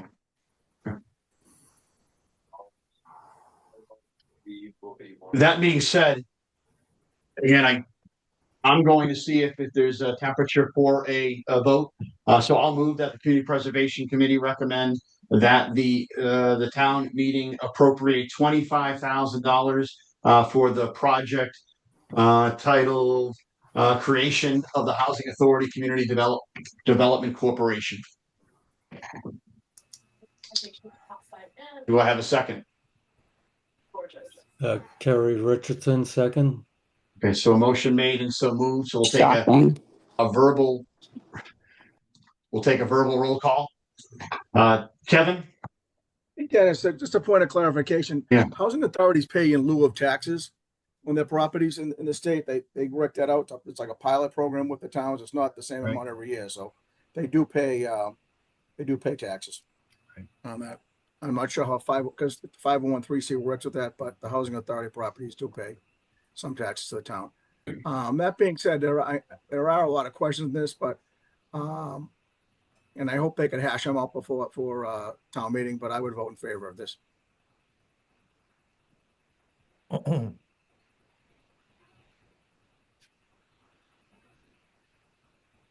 Mike Bilas, yes. Bert? Yeah, I think I'm similar to Kevin. I will vote yes on this to go to town meeting, but I have to get a lot better understanding of it before I vote for it at town meeting. Appreciate that. Kerry? Kerry Richardson, yes. Cecilia? Cecilia Delgadillo, yes. Jack? No. Jack Aruka, yes. Katie? Katie Gensheimer, no. Dennis Kelleher, I'd like to bring it to town meeting, so we'll vote yes as well. Appreciate that, Rick. Appreciate your time, and again, I appreciate the remaining applicants staying on. So we're going to switch, and we'll kind of move quickly here to Habitat to Humanity. Thank you all. Thank you, Rick. So I know we have Paris on the line. I believe we have, and let's see. So Paris, I believe you are speaking, or is Joe speaking on Habitat for Humanity? Oh, Joe's here as well. Thank you, Joe.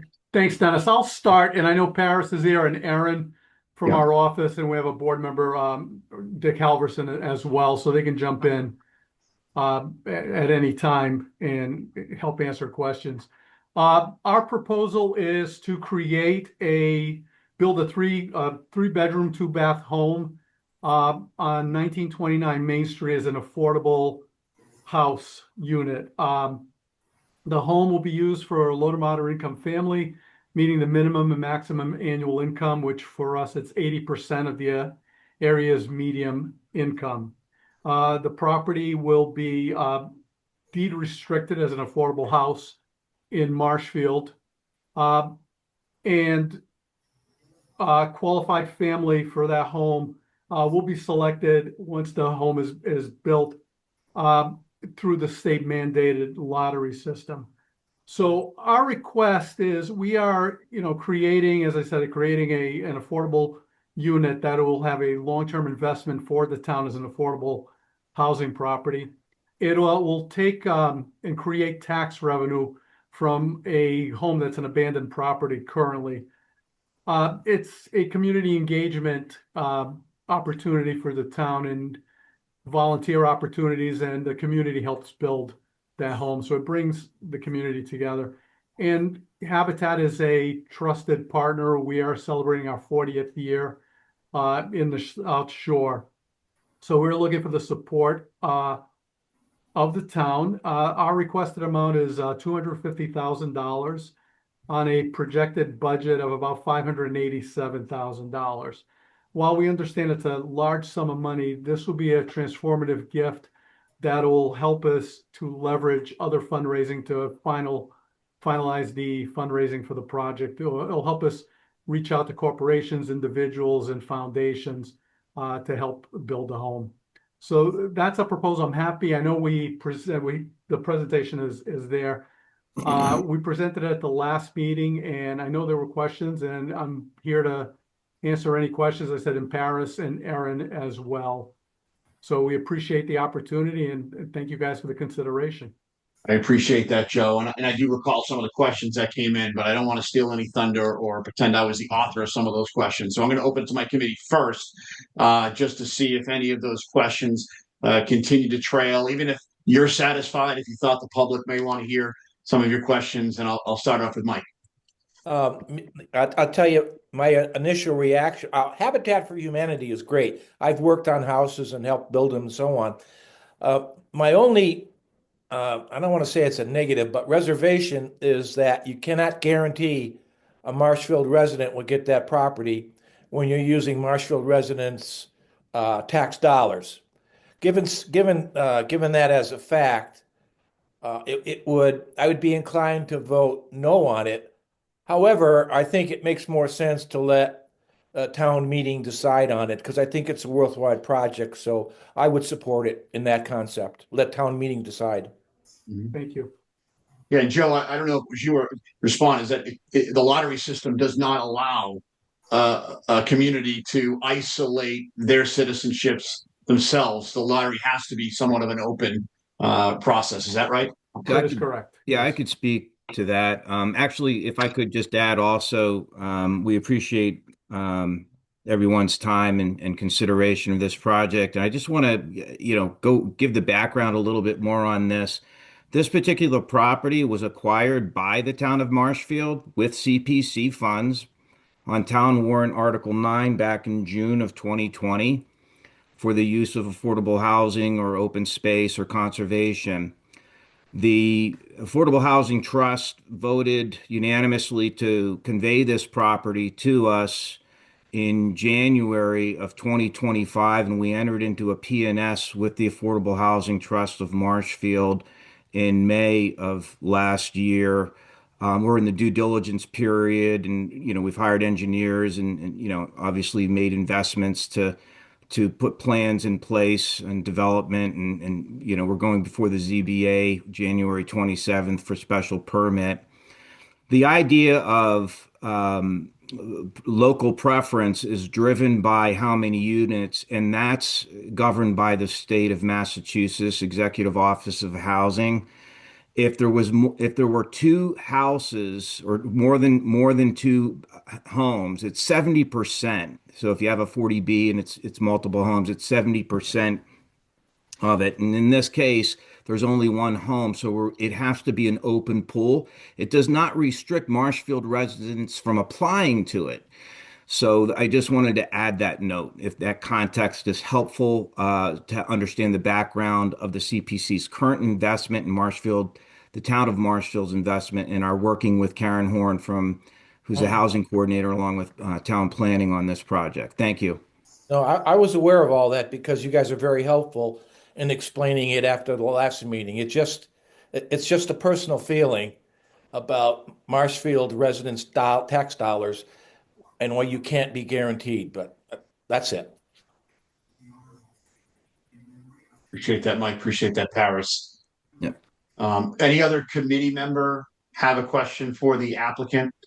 I will reinstitute one that came in prior, and Carrie, I'll get to you in a second, just because I think it's important for the committee members to hear in case they didn't see the email exchange, or it was brought up, I think, by committee member Kevin and Katie at the last. There was a request or ask, why wasn't this had more bedrooms or duplex or multiple, dwellings on this property? I know you provided an explanation, but I was hoping someone could at least speak to that just for tonight's meeting. Paris, do you want to take that one? Yeah, I can take it, and Dick, you can feel free to jump in. But this property, this parcel, is really been bifurcated. There's a section of the parcel that's adjacent to this that was part of the acquisition by the CPC. That can you guys hear me? Okay. Yeah, I just had to mute Dick. I think we were getting some feedback. So Dick, if you okay. are, yeah, Okay. Dick, if you can, go ahead. Yeah. So the I hear there's a something parcel. weird. Can you hear me? Okay. Yes. Okay. So the parcel to the left of this that was bifurcated did not perk at all. The original plan was to put 2 homes on the parcel, but it didn't perk at all. And so we've been limited and restricted to just this parcel. And because of that, there's just, and I believe Karen Horn may have followed up with some of the members. Tracy Pamela can probably speak to that. As to the decision being made as to only 1 home going on this, but I'll let Dick speak if he's able to, if we can hear him.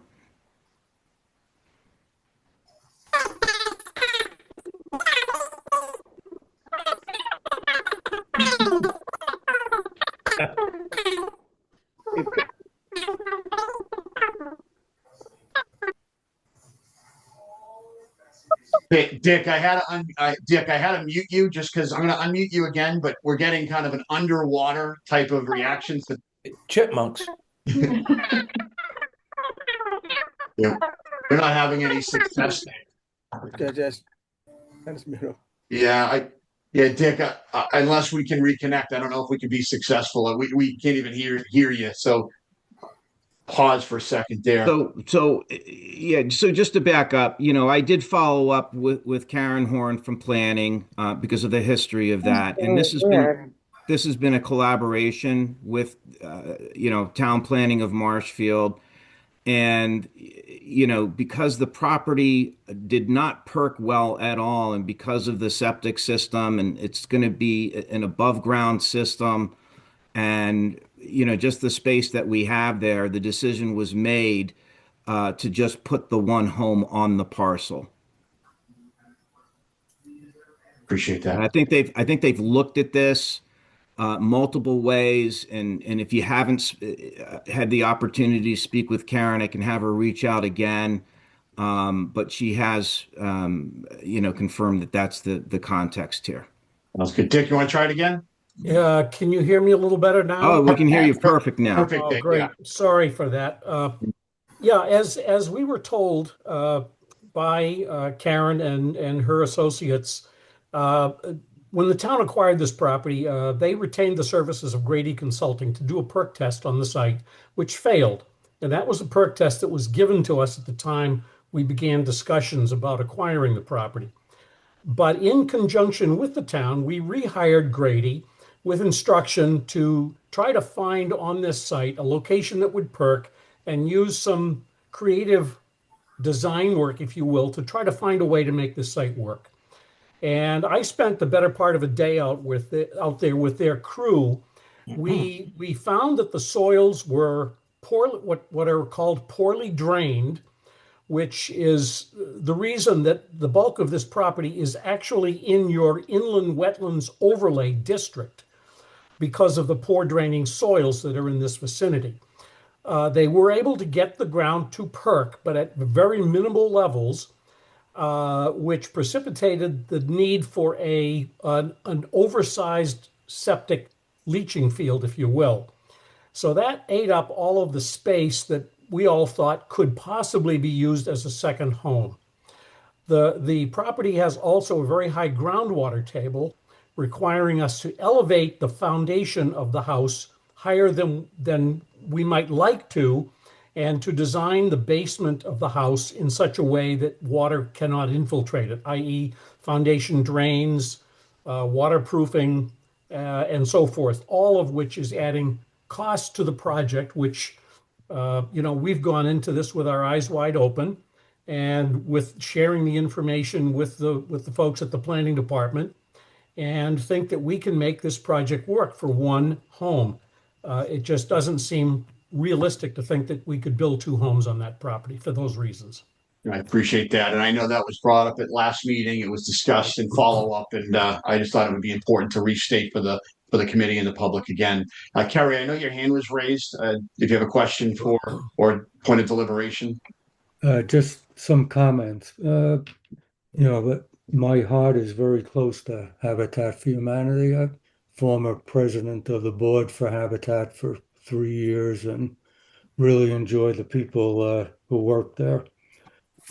I did have a conversation with Erin, who's the executive director, last week, and mentioned to her that I thought this was a big ask, 250,000, and that was there a way to potentially lessen that ask? And what I suggested to Erin was that we within the town of Marshfield would form a local project committee and we would mirror the respective departments of South Shore Habitat for Humanity. And by doing so, I asked her to dedicate a staff member of South Shore Habitat to the town of Marshfield while we build this home to potentially get additional funds either through in-kind donations, cash donations, or otherwise to offset a portion of the 250,000 that Habitat is requesting from the town. Erin said that she wanted to speak with some other staff members and that she would get back to me this week. Erin did call me on, I believe it was yesterday, excuse me, and I was at a trade show, so I couldn't take the call. I called Erin today, but unfortunately she wasn't available. And Kerry, Erin is on the line today too. So if you wanted to speak to her directly, I think she could answer. Okay.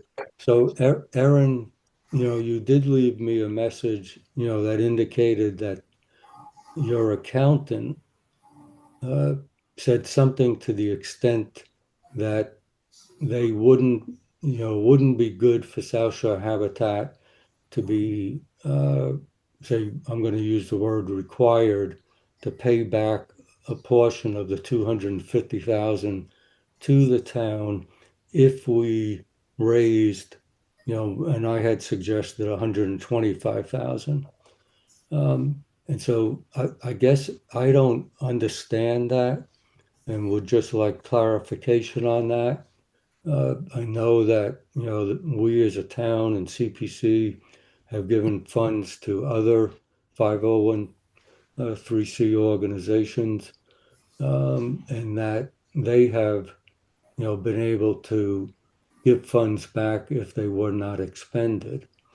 And I know that CPC asks each applicant to sign an agreement that if there are funds left over at the end of the project, that those funds be returned to the town of Marshfield through the CPC.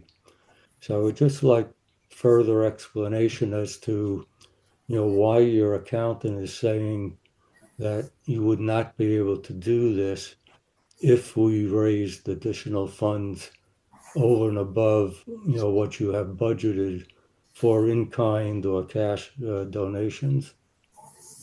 Mr. Chairman, could I respond briefly to that? It was directed to Erin. Sorry. I'll ask Erin, would you prefer to defer to Dick or would you prefer to answer first, Erin? Well, first, I think I would like to address it directly, and then Dick, by all means, if you'd like to step in, please do. Carrie, I'm sorry that I wasn't able to reconnect with you. Your phone, I did not get your second phone message until just before the meeting today at 7 o'clock. So I wasn't able to call you back in time, and I apologize for that. Um, we're talking about everyone's favorite subject, which is accounting, unfortunately. The concept of returning to you funds that were not expended off of the grant, of course, is a standard grant requirement, and we would gladly do that if there were funds remaining on the original grant. It's the concept of taking what for us is a grant in one fiscal year. Excuse me. And for us, that you have to understand, this is it's an early source of funding. This is money that we would turn around and we would be expending very quickly on the early stages of this construction project. That's why this money is so incredibly important to Habitat and to the future of this project. If you fast forward that, a year down the line or a year and a half down the line, and you all are so wonderfully successful in fundraising through in-kind or additional monies at that point, effectively those, to us as a nonprofit, that's two different pots of money. It's a grant coming in for early construction, and then it's, for instance, in-kind donation towards X, Y, and Z, the kitchens or the roof or whatever it is that you're able to raise. Just from an accounting point of view, that suggestion is two different pots of money for us, and that's where the accounting is saying that we wouldn't. The original 250 would already be gone at that point and not possible for us to return. And I'm sorry if I'm not explaining that super clear. What I do want to say is that the spirit of what you're proposing, which is that if that the $250,000 is by all means a lot of money. And I think Joe and Paris have done a really great job in the early presentations of showing, where those costs come from. And certainly we can talk about that more. But the concept of you supporting at a level that you're comfortable with is one that I completely support. That's, this is a community endeavor.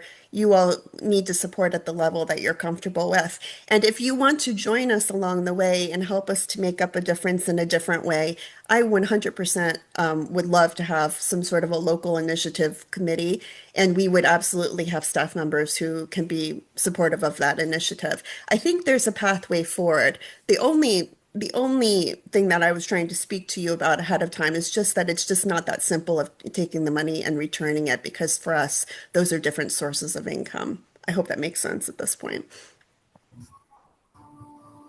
And Dick, And then Dick, I'm sorry if Dick wants to Dick, pop did in you at have this anything point. additional or different to add? Well, I think Aaron said it quite well, but I do applaud your offering to assist us in the fundraising effort here. However, where in most communities that we develop homes, and Carrie, I want to thank you for your past service to this organization. We solicit and have success in fundraising to a very large extent within the local community that we're building that home in. So effectively, what I'm trying to say is that we would both be going after the same donors in very large part, which I'm not sure having two entities going after the same donors makes a whole lot of sense. Not to say that we couldn't work together in some fashion that would make sense to us both. Thank you, Dick. Anything else, Kerry? Just to comment on what Dick said, Dick, we would definitely work in concert with you. We wouldn't want to approach the same, entity or individual, and that's why I asked, Erin to have a staff member, dedicated to the local project committee, so that, we would basically work with you, conjunction with you, and definitely not duplicate efforts. Carrie, thank you. And let me say, Carrie, I was so excited to hear that idea. I mean, if you come to me and say, what is your ideal way of mobilizing within a community and getting community involvement, is to have someone like you come forward and say, we've got people we wanna put to work on this project. I think that's tremendous, and I so thank you for that offer. Yeah, and working on the fundraising side, I would love to work with you, Carrie, and the group of Marshfield folks to support this project. Thank you. Anything else, Kerry? No, that's it. Thank you. Okay. Kevin, I did see your hand raised. Yeah, no, I just wanted to go back, and the gentleman explained it pretty well. I am on planning, and that property initially, we had a two bedroom house on it, which they thought they'd be able to rebuild the 2 bedroom house under Title V, but the poor soils kind of limited it with Grady. It got it able to perk. The issue is the size of the septic system required on the parcel for the one property. You couldn't get more than one property on there. So I think we all would like to see a duplex there. And I think, I would like to see, you folks in the town, maybe look, if we have parcel somewhere, we could put duplexes on there. I drive down to Wareham every day. In Carver, there's a couple, like 3 or 4 duplexes in a row that are really good looking. I think it would work in Marshfield. And I think obviously, we'd like this to go to Marshall resident. I understand the limits because it's only one property, as I was on the housing authority, and I do understand that. But I just wanted to circle back for the why there's only the one house on the property. Appreciate that. I'm going to go to the community to see if there's any questions or comment on the application before us. Seeing none, I will see if there's appetite to accept a motion. I move that the Community Preservation Committee recommend the town meeting appropriate $250,000 for the Habitat for Humanity home on 1229 Main Street, Marshfield, Mass. Do I have a second? Katie Gensheimer, second. Katie, so we have a motion and so moved. I'll take a verbal roll call. Kevin? Kevin Cantwell, yes. Mike? Mike Bardas, yes. Bert? Bert O'Donnell, yes. Kerry? Gary Richardson, yes. Cecilia? Cecilia Delgadillo, yes. Jack? Jack Garuka, yes. Katie? Katie Gensheimer, yes. Dennis Kelleher, yes, as well. So thank you very much, applicants, for presenting and discussing. Thank you. Yeah, you're very welcome. So Thank you. you're very welcome. I'm going to pull up the agenda. I do believe Rachel was on a business trip. I don't believe anybody is representing here the Marshfield ball field. I'll just pause for a second. Is there anybody that's speaking on behalf of that application? I know I can present it. I am here, actually, Dennis. So Okay. I stepped Okay. out. Yeah, so I'm here for you. It's not No worries. I appreciate that. So Sure thing. I am going to give the floor to Rachel, just to preempt, right? So Rachel is going to provide a brief overview of her application. I think we've all sat through the application before. I don't think, although Rachel can correct me, that there has been any changes. Also know, because of community engagement, I had on behalf of the committee been exploring maybe expanding that. So again, Rachel's at a work function right now. She'll present on her part of the application. So you certainly can stick around for my extension suggestion to that. And then we'll deliberate, ask questions and whatnot. But I want to give Rachel the floor. You got it. And as you do, Rachel, I'll pull up your application. Okay, perfect. Yeah, just to go back again, this is phase 2, so we're coming back to you guys. Obviously, the ball field project is under construction right now for the 4 fields that are located at Marshfield High School complex. They are town property. You have the 2 softball fields and you have the 2 baseball fields that were in the phase 1, where we did some work to the infields, right? So giving some safe mix, all with a focus on safety and playability for those fields. The varsity field at baseball was the kind of the grandiose kind of project that stemmed this whole thing to come forward, where the field had a lot of drainage issues, and now we're installing drainage and new fencing. So again, all addressing the safety and playability of that field. So we're far along. Part of phase 1, we agreed to lay down the conduit, which would be something that would prepare us for phase 2 and install the stadium lights. So this proposal here is for phase 2, which comes looking for $800,000 for the varsity baseball field. It is that field alone that we were coming forward to you with. I know Dennis has kind of a further map and plan for other stadium lighting on grounds out here on the town.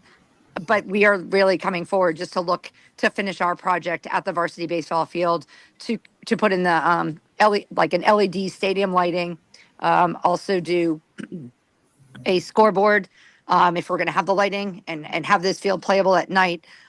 We also don't have a sound system at all installed. I mean, baseball is America's sport, right? And we're not even able to play the national anthem at any of our our games right now. So we were looking to put a sound system in, to put the appropriate sound system in, did require a new scoreboard so that we could structurally mount it there. There may be options with that, so I'll just throw that out, that may be a negotiable, and we're looking to explore some options on that cost to see if there's something different we can do, knowing that the existing scoreboard does work. I will say we've run into, on the construction of phase one, there's a lot of electrical that is just buried in that field. We don't know where it goes. There's no electrical plans that we've been able to locate after working with the town for months, from the DPW to the facilities at the school to even Andrew of the building department. We have not been able to locate any electrical plans to indicate to us what those wires even go to. So we're trying to clean up that area, and that's adding a little bit of cost to us, but we're trying to do the right thing in all areas for this field. So yeah, that's the proposal. We do have a PM firm, so we've been working with the project management firm that specializes in sports, and in sports design and construction. And they're the ones that you kind of see these project management fees layered into the proposal. That would be, relying on them as well to carry this project through. They've been exceptional to work with on phase one of this project. So I really rely on them. I know they're of value to our town. I know they could even do more for us in town, but just the way they've managed every step of this process and removing barriers, obstacle, planfulness, preparedness. We have meetings once a week. So I just want to, really kind of portray the commitment they've had to this project and to our town resources and to our budget. They've stayed in line as best we could on everything that we're doing on phase one. So this here is just what we're looking to move forward for a town vote in April. I'll stop because it's pretty straightforward. If there's anything you guys want addressed, I'm happy to address. But this is just kind of coming back to finalize the project in the field at varsity baseball.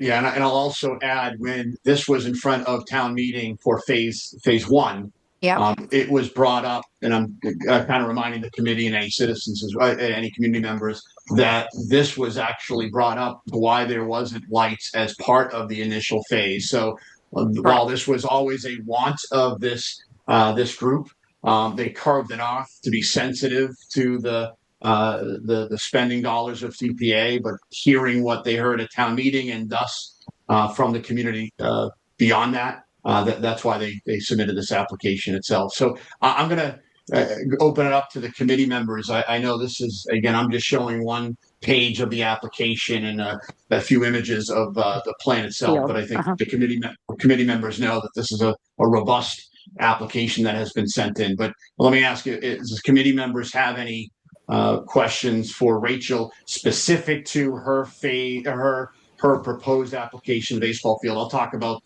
the efforts to expand that to other programs in just a moment. But while we have Rachel's here, any questions? And I know we discussed this extensively at last. Yeah. And I guess the only other thing I'll call out that I mentioned before, but since we're here and recorded and all this, and just we did notify everyone along Forest Street that would be impacted. So we left letters at every residence along Forest Street with our information to call us, with our email, with our phone number, with our website, so that they could learn more about this project. And if they wanted to discuss anything further or had any concerns with lights being installed at this field, and no one came forward. There was no activity that came from that. Seeing no questions from the committee, just in case, Rachel, you do have to get back to your work obligation. I have one person from the community that raised their hand. So Molly, I will recognize you again. I know you spoke before, but again, your name and address, and certainly feel free to. Molly say 142 Old Main. Hi, Rachel. Just can you tell me again how many students play freshman, JV, and varsity baseball at Marshfield High School? Yeah, and this field doesn't only support those programs, so it also supports Marshfield Youth Baseball. So Marshfield Youth Baseball, it would be anyone that is in 7th grade or older that would participate. I guess it goes by birth year, so there could be some 6th graders in that mix too. Marshfield Youth Baseball as a whole has close to 500 kids enrolled in Marshfield Youth Baseball. And the high school, there are 3 teams. There are full freshmen, JV and varsity. I will also mention here that the freshman team does not get a lot of time at this field because, again, the playability, but also because of dusk and we run out of daylight. And they go over. They practice over at Grace Rider Field. So they have to get, again, freshmen, they don't drive, have to go and figure out rides in the middle of the school day. Not with older kids because it's only a freshman team. They have to figure out their rides to get to Grace Rider in the middle of the day. And if we were to install lights at this field, we would not have that problem. We would have extended timing. We would be able to have the varsity go at a later date. The freshman kids could play after school. But there's 3 full rosters, and each roster has anywhere from 15 to 20 kids. That's probably north of that. Varsity has about 26 kids at times. And that's boys and girls, or is that boys? That's just baseball. Just baseball. So yep, that's just baseball. So this does not affect any girls, female. Not this proposal. Not this proposal. Okay. Not the lights here. Dennis may have more in what he's packaging into this, but for us, we are just coming forward to complete the varsity baseball field. Awesome. Thank you. Yeah, appreciate it. Great work. But I like where you're going with this, Molly. So I think I can respond to maybe your inquiry in a moment. But any other questions for Rachel from the community? So Rachel, again, I know you stepped out of a professional obligation. So if you have to go back to that, we certainly understand. If you want to stick around, so be it. But before we explore continuing deliberation or voting on that, and maybe even to build on, Molly might have set me up. So I'm going to show a site map here of the Marshfield High School campus. So one thing that I had heard extensively, and it might be because I'm a girl dad, is we want to make sure that all of our spend is equitable across the community, but across both male and female sports, and just make sure that we are more inclusive. So when Rachel, and again, mind you, Rachel is a mom and an individual citizen that has proposed these projects, worked extremely well and closely with DPW to completion. But again, this is her probably her second full-time job, but in reality, it's what she does at nights and weekends. It's something else. Yeah. I'll just see what it's at. Yeah. So where she took off a lot for the ball field, because at the time she included improvements to both 2 baseball fields and 2 softball fields. This second round of application just would have put her under. So with that being said, myself and my co-chair started exploring expanding the light project, again, hearing an appetite from the community. And at the time, and we worked with the same vendor and design individual that she's using for the ball field.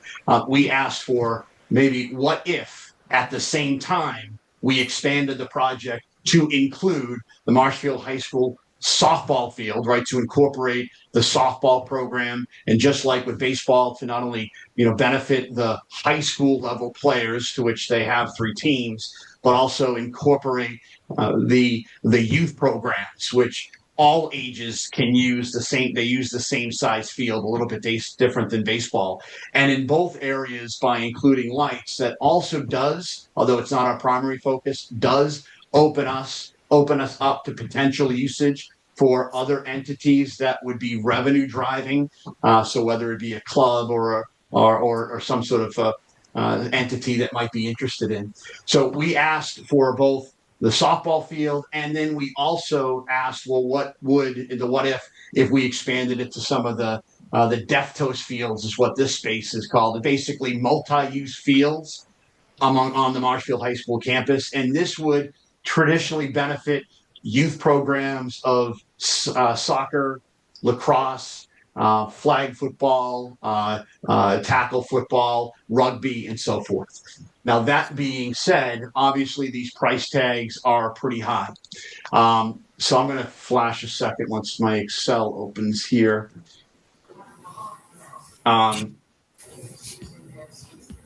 Hey, Dennis. Yeah. Did you have like an overview of the whole field stuff that you were talking about, deaf toes and stuff? Did you have that on there or no? You were talking about it. Yeah, let me just so people understood. Yeah, no, good question. That Yeah. way people That way people can see where the softball field Yeah. is compared. Yep, no, good question. Yeah, so let me show the image and I identify top of the screen is the baseball field. Again, this is all to the left of this image is where the high school is. The top of it is a baseball field. To the bottom, the number 2 is the softball, and number 3 would be the identified multi-use field. We got numbers back. We have Rachel's 800,000 for the space 1. We got numbers back for space 2 and space 3.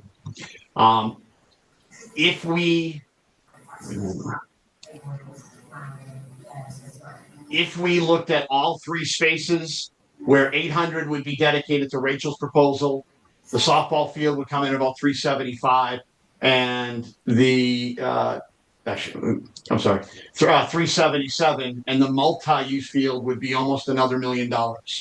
So it would be my recommendation to the board, based on just discussion, that we table the multi-purpose field discussion for now. It's not as a defined use. We might want to explore lighting other parts of the community that aren't so dependent on having to be at the high school. There is also the turf field and the behind the high school field that is already lit, so might be able to provide some excess for those types of activities. And I would suggest, although I'm open to further discussion, that maybe the board, if not consider the baseball field as an individual proposal as Rachel, if we thought expanding it to be more inclusive, to include the softball community, to maybe entertain that expansion as well, and upping the project to $1,175,000 to be both inclusive.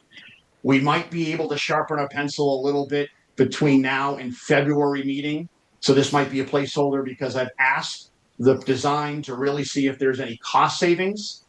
They did say that any savings might simply be in the deployment of some staging and some machinery. So they do not anticipate that moving more than $20,000 or $30,000. So I wouldn't make any decisions thinking that we would see drastic reduction. That's kind of already baked in.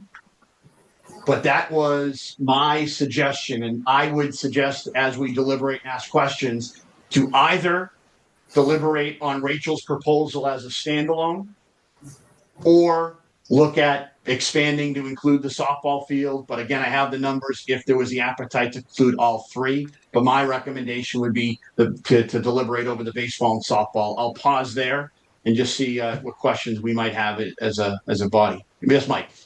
Have you talked to like the girls softball leagues, or the school department, the athletic director, and all those folks, the rec department, from the standpoint of the girls softball field? Does that make sense to go ahead and do? I mean, are they on board with that? Yeah, so I talked to Bill Battis, who's the athletic director. He's aware of the project, but we hadn't necessarily had scope, so I hadn't presented it. Be mindful, these 2 fields are in the purview of the town or DPW. The high school has priority usage of it. High school has a big impact over control of that, though. Yeah, they sure do. Bill had more reservations about expanding lighting into the Deftos areas. He did not have any objections to the softball or baseball. Yeah, so to me, it kind of makes sense to go, if you're going to do the boys varsity baseball. I mean, there's a logic behind doing the girls softball.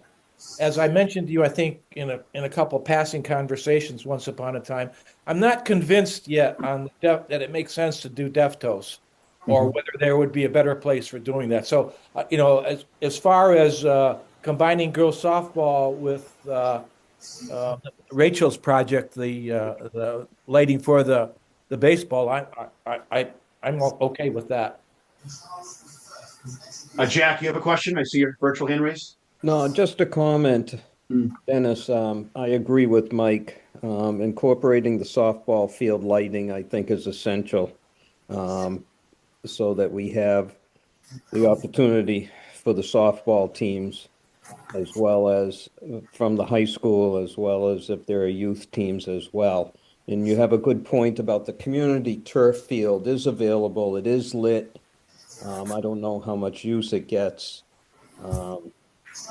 at night. But I think if we table Deftos, that would be the wise thing to do.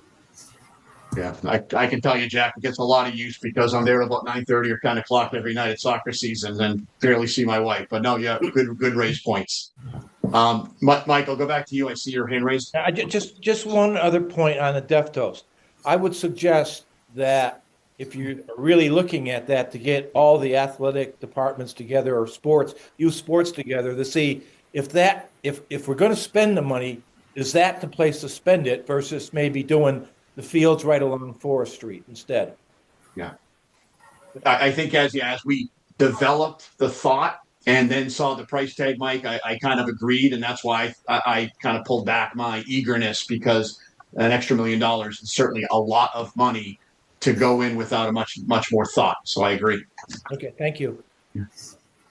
And just so those in the community are aware as well, a project like this, although can be proposed by Rachel and recommendations can be made by CPC, it is ultimately owned and passed through DPW. So all project procurement and projects and contracts would certainly be overseen by DPW, as they are doing with the current phases of improvement, capital improvement on those fields.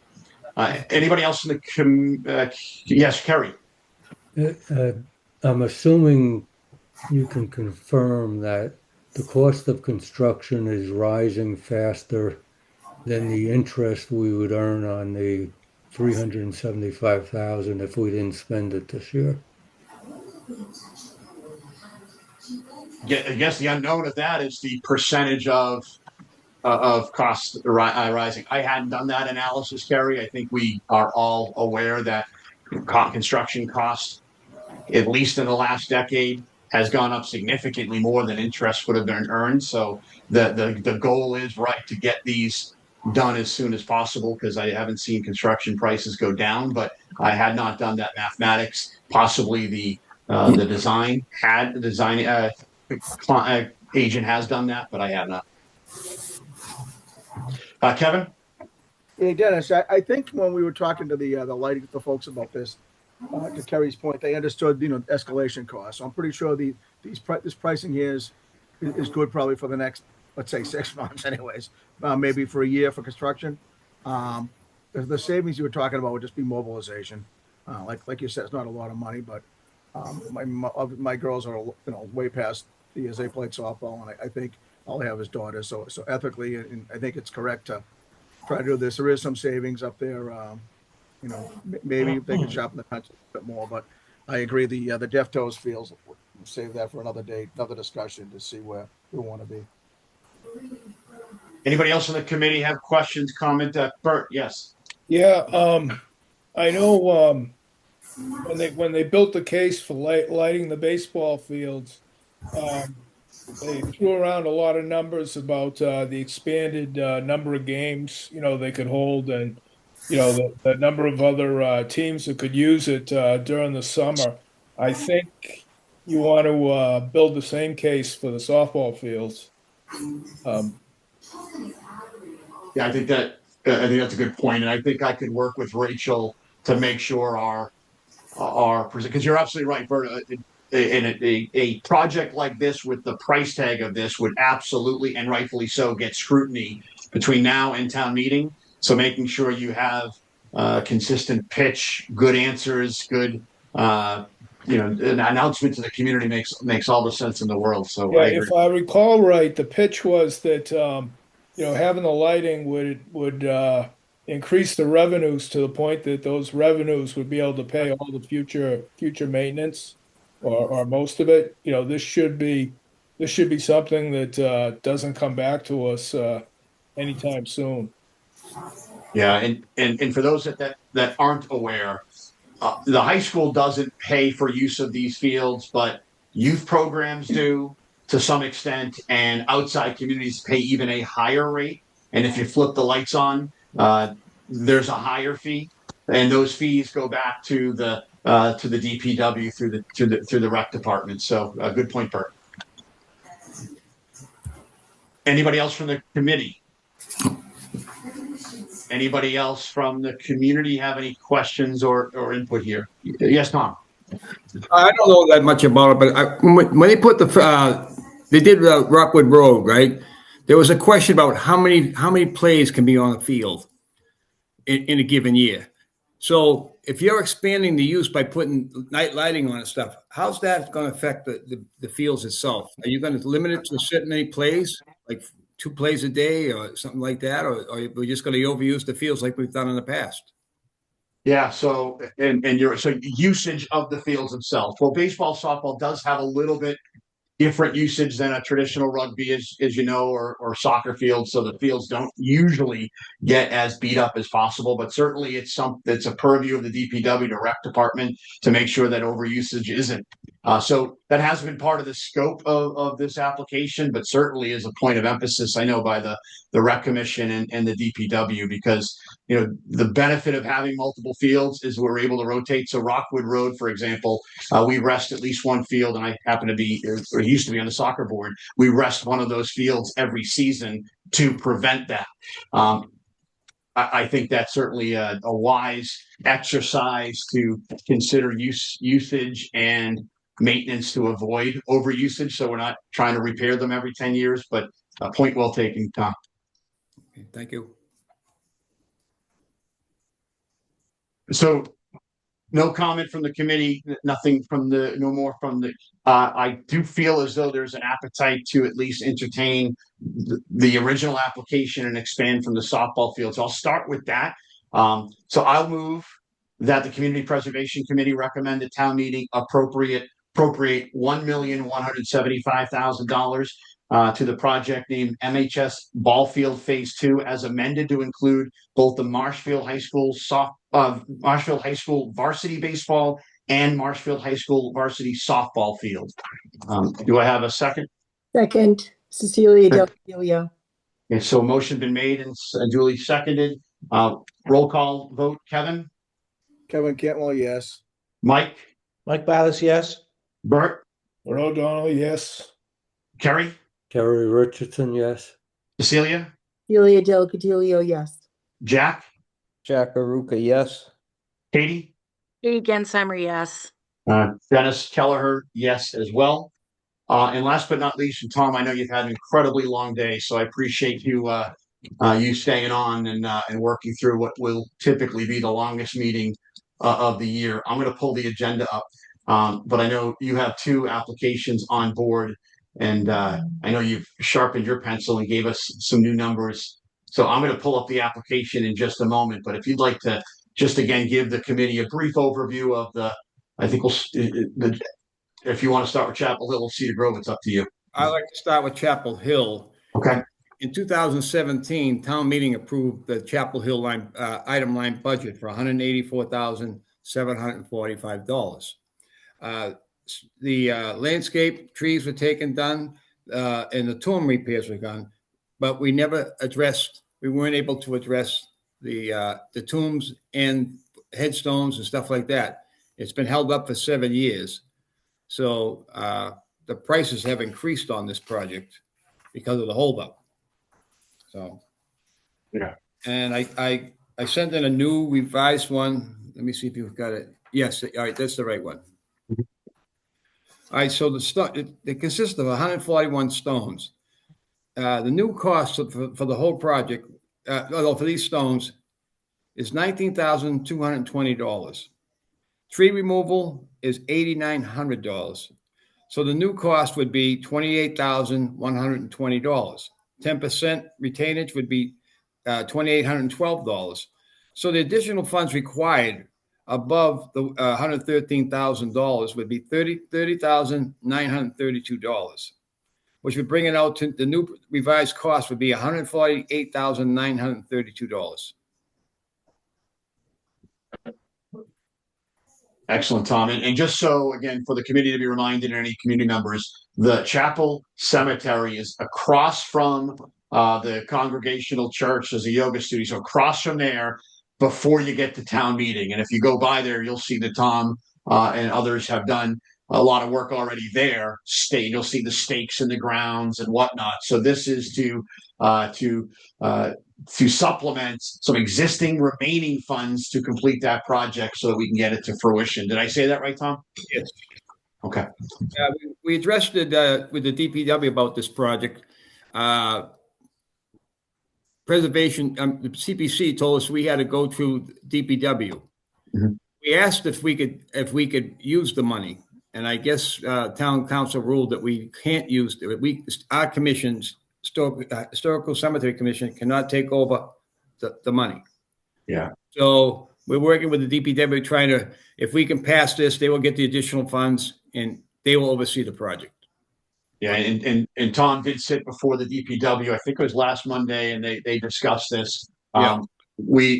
Tom, Kevin and I actually sat with Ken at DPW as well to discuss all of our projects, and this was certainly brought forth. So I know they are aligned with Tom and his historical cemetery commission, and is willing to wanting to push this forward and get it done where maybe it had stalled with prior administration. So I think there's an opportunity for to refresh the relationship, and even though the DPW might have to, take ownership of the distribution of funds, I think they are ready to help work with you, Tom, and your commission to get that done. So, any questions again on this chapel cemetery? Oh, sorry, Tom, go ahead. Yep.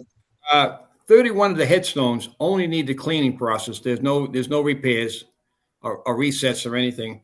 And if we could get volunteers to do that, we could save $6,000 to $7,000 on the project. How qualified do the volunteers have to be? And I asked that, could you get Boy Scouts to do it or things of that nature? I wouldn't use Boy Scouts. The product that we use is called D2. It's just a biocide. It's almost Simply Green that everybody uses on their boats. It's the same product, but it's not colored. Okay. The MSDS sheet says, just to use certain precautions. If you want to wear a mask, you can. What you do is you spray it and let it go for a week or so. Then you come back and clean it. These stones were cleaned 7 years ago, so the biological growth is minor compared to what it was originally. So, well, I love the idea of using volunteers if we can. So let's. I can certainly help.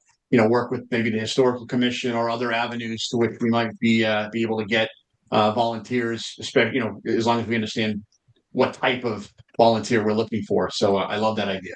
Basically, you spray it, you let it work. We'll come back with water solution because you keep it usually kills all the biological growth within 4 to 7 days. Yeah. So wait 2 weeks and go back. And if you keep that wet as you work it, you're just using a sponge and stuff, and the stuff falls off. So it's not real manual labor. So gotcha. So anything else, Tom, before I open to the committee for questions? Nope, I'm all set. Mike, I see your hand raised. I just want to make sure I understand this. How much more money are you asking for, Tom? $30,932. Okay, so all those funds that weren't spent from 7 years ago is still available. Yes. I think it's roughly 113,000, and probably whatever it is, it's still available for use. Yes. Okay. Yeah. Okay. Yeah. And Tom did confirm that with us, and Tracy was able to confirm that, so they do exist. Good point. Very good.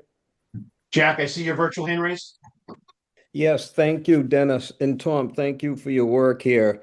The Historical Cemetery Commission was just reactivated. I think it was over the summer. So these guys have been working very hard to get this done, operational and completed. And just want to point out that it is the historical cemeteries are a very important part of Marshfield history and are really a treasure for what we have. And just want to say thank you to Tom and the group, and also for the speed that they've put this together. That's it. Thank you. Thank you, Jack. Terry, I saw you raise your hand. Yeah, Tom, just a clarification. Will you say 10% retainage? Should that say 10% contingency? Yeah, it could be contingency. It's a plate. Yeah, I'll change that. Okay. Thank you. Katie, I see your hand raised. I'll go to her. Tom. Yeah.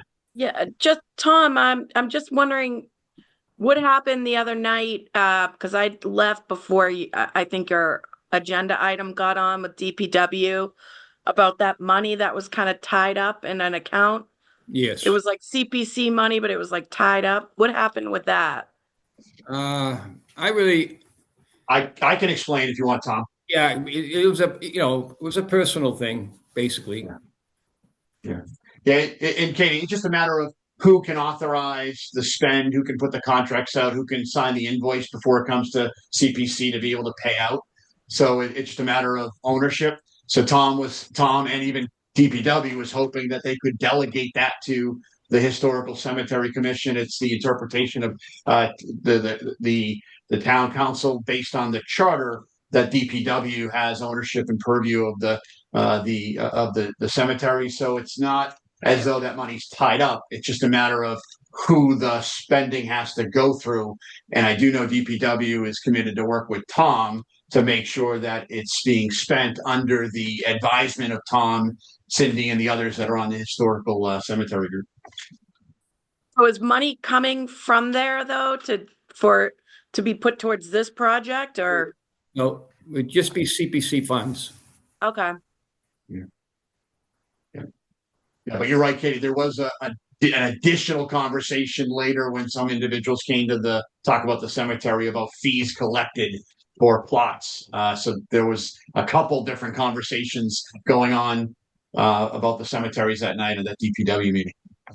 Yeah. Bert, did you have a clarify? question? Hold on, Yeah. just to clarify though, there was a commission, a cemetery commission that we're bringing back, right? Yeah.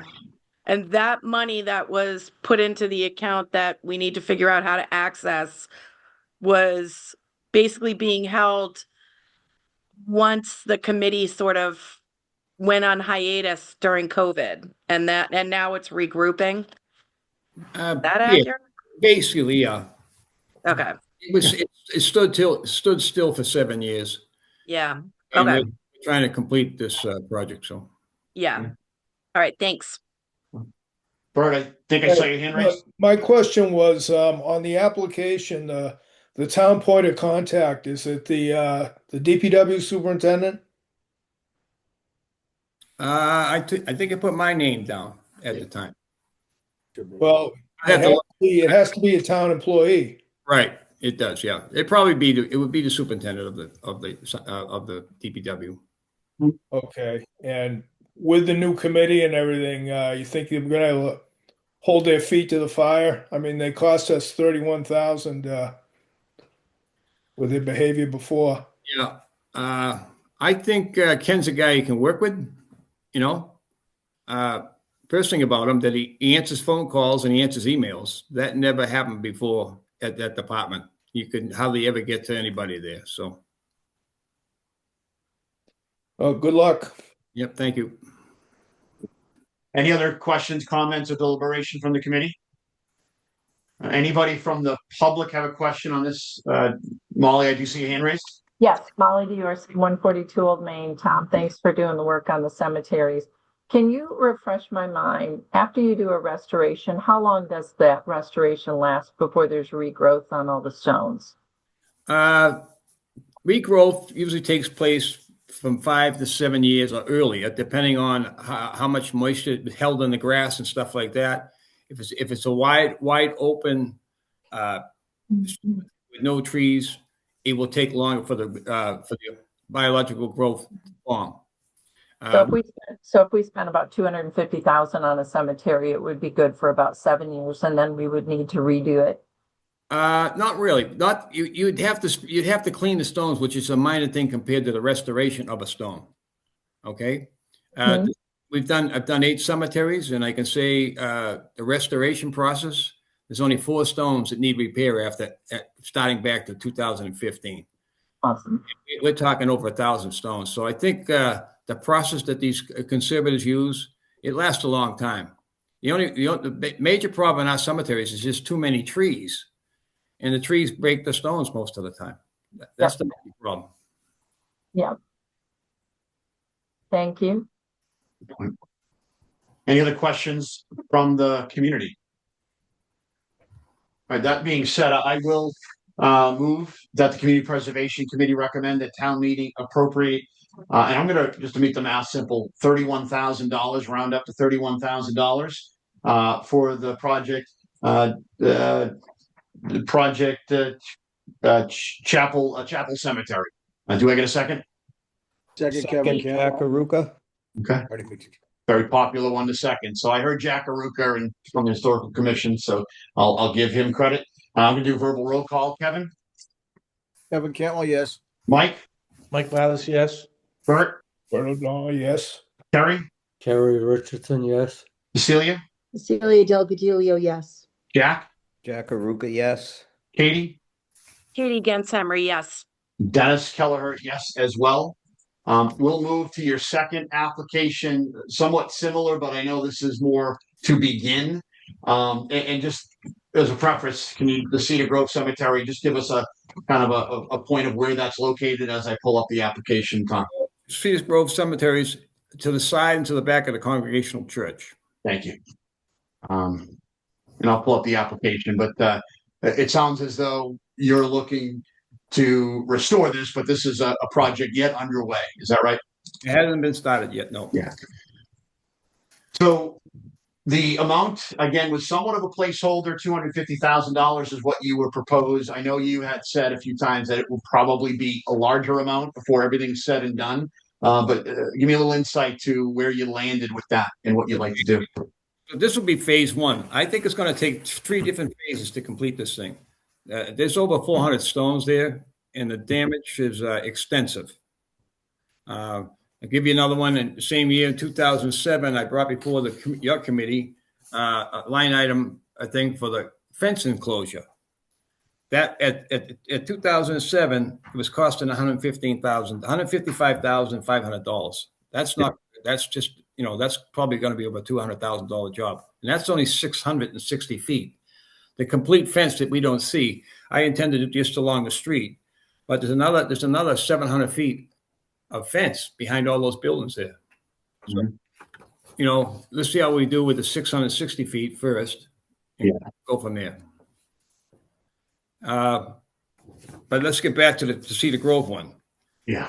The stone assessment. It's a big job for this project. I've done all the rest that, as a volunteer, but I don't think I'm going to be able to do this. It's some of the assessment. I don't know how to come up with a figure for some of these stones because the damage is so bad. So we're going to have to get somebody to help us with this. It works out to about $50 a stone for the assessment. That would include like a picture, and they'll break it down, tell you what's wrong, and what the estimate would be for that individual stone. And I think some of these stones most of these stones are going to be over $2,000 to fix them. So they're all slate. This first project, I'm going to do the slate ones because they're the most important ones. They're the earliest ones. Some of them go back over 300 years there. So we're going to concentrate on the slate as much as we can. And the slate stones I got for $160,000. All right. But the landscape, I've got down $65,000. It's not going to get the job done. Myself and Ken are going to meet with a company out of Hanover to help us get an idea what it's going to cost to fix, trim and remove a lot of the trees. So nobody does nothing for anything anymore since COVID. So, we have to pay this guy as an advisor just to come up with a cost, what we need. And I think $25,000 would, the landscape, $65,000 is not going to get the job done. We could get a better idea. I've used this man before on other cemeteries, and most of his assessments were like $1,600. His cost would be $1,600 to do the assessment. It's a very thorough assessment. It tells which trees, what diameters of limbs and stuff. 3 inches, 5 inches, 4 inches. Very, very. He does a great job, but without some kind of upfront money, it's going to be very hard to do this. And your distinction there, Tom, is important because sometimes when people hear landscape, they think of mowing their lawn or weed whacking their fence line. And we know that CPC money can't be used for maintenance. When you say landscape, you're talking about making sure that we are making the area around these stones that we're spending so much money into restoring and keeping is protected, a protected entity. So I think that's a good distinction. I appreciate you doing that. Yeah. So there's some big trees there, and some of them are rotted. There's a lot of rotted trees. When you start a cemetery project, you usually start with the landscape to get that out of the way, and that reduces the fact that you won't get any more damage from trees. Right. It's a big problem throughout the whole system, a cemetery system. These last winds last week, we lost 2 stones at the Marshfield Hills. Got broke by tree limbs. So, and those stones probably going to cost a couple $1,000s to fix them. So. Appreciate presenting that, Tom, as you did. And again, it's a project familiar to us, not only because of the one you just presented, but I know some of us on the committee have been through you with other cemetery projects. Any questions from the committee specific to this application? I know it's pretty similar, Bert. Yeah, Tom, if you're doing the assessment on every stone, will that also include mapping the locations? So we have all the names and locations once and for all? That would probably cost more money. All right. We've had people we have town people step forward and do maps for us, if they were smaller projects, but this is a good size. I could ask about it if he could do it. You'd probably have to use a drone or something like that to get an overhead shot of it. Then maybe you can lay it all out.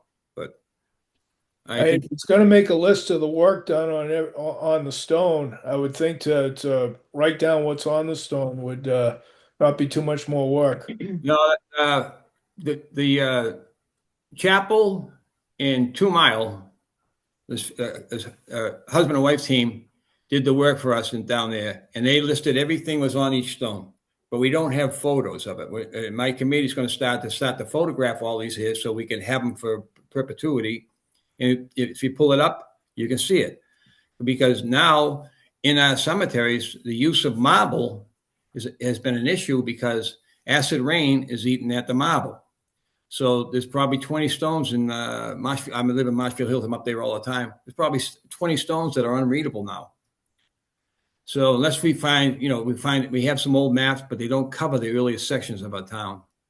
And I don't know how we would actually know who those people are. So. But it makes a good point. If we could do it, find out. Kevin, you have a question? Yeah, Tom, I'm looking, and I understand the landscaping, the stuff you're talking about there today. The stone assessment landscape, and to Bert's point about the mapping, I think that would be a good thing. And we are talking, Tom, this is phase 1, right? Yeah.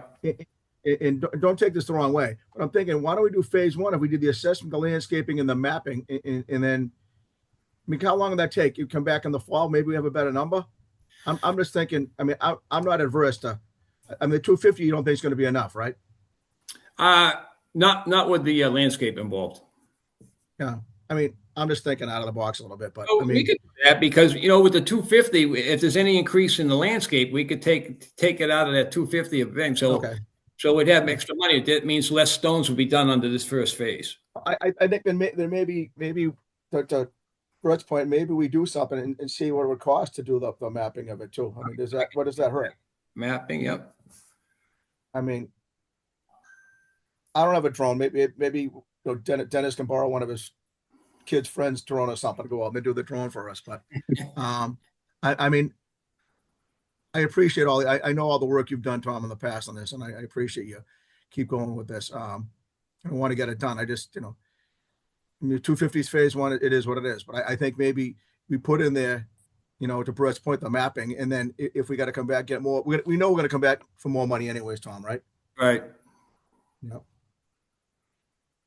And I'm only doing what we've considered the historical section, which is if you look when you go by, there's an opening in the fence. You'll see a little grass lane that goes down. That's where we're going to stop.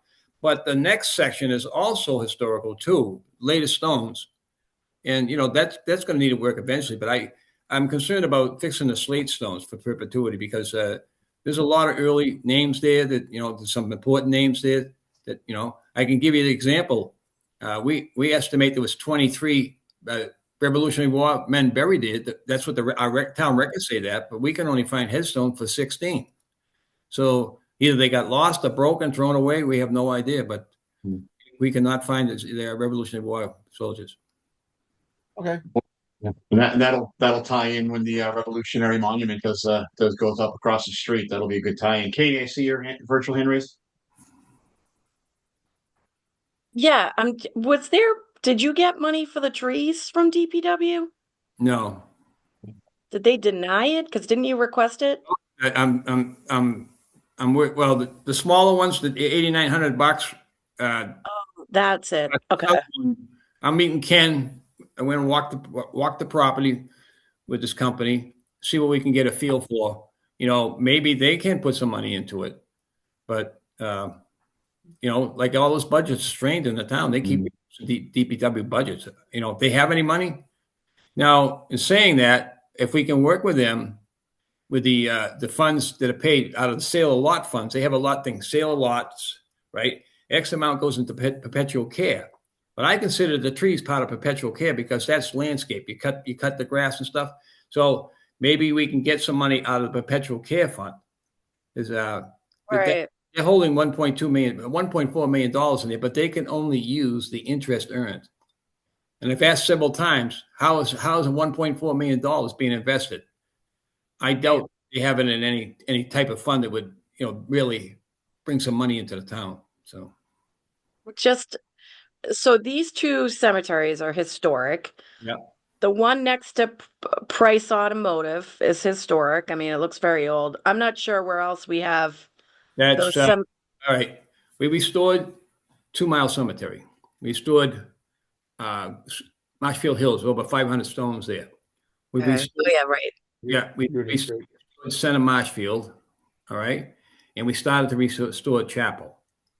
And a small one, there's a 1675 lot over by the fairgrounds. It's in the woods. We restored that one too. So, but there's only 8 stones there. So, all right. And there's no way. I'm just trying to problem solve here. There's no way to look like you can't go to the historical society or anything over this because they have no funds. They don't have funds either. Okay. These are capital projects. These are expensive jobs. They're capital projects. So. No, and they should be restored. Thank you. Yeah. I like the brain moving there, Katie. I love the problem solving and fresh eyes and fresh ears. I'm going to go to the community, which actually goes to also a member of the Historical Cemetery Commission. So, Cindy, I'll give you the mic.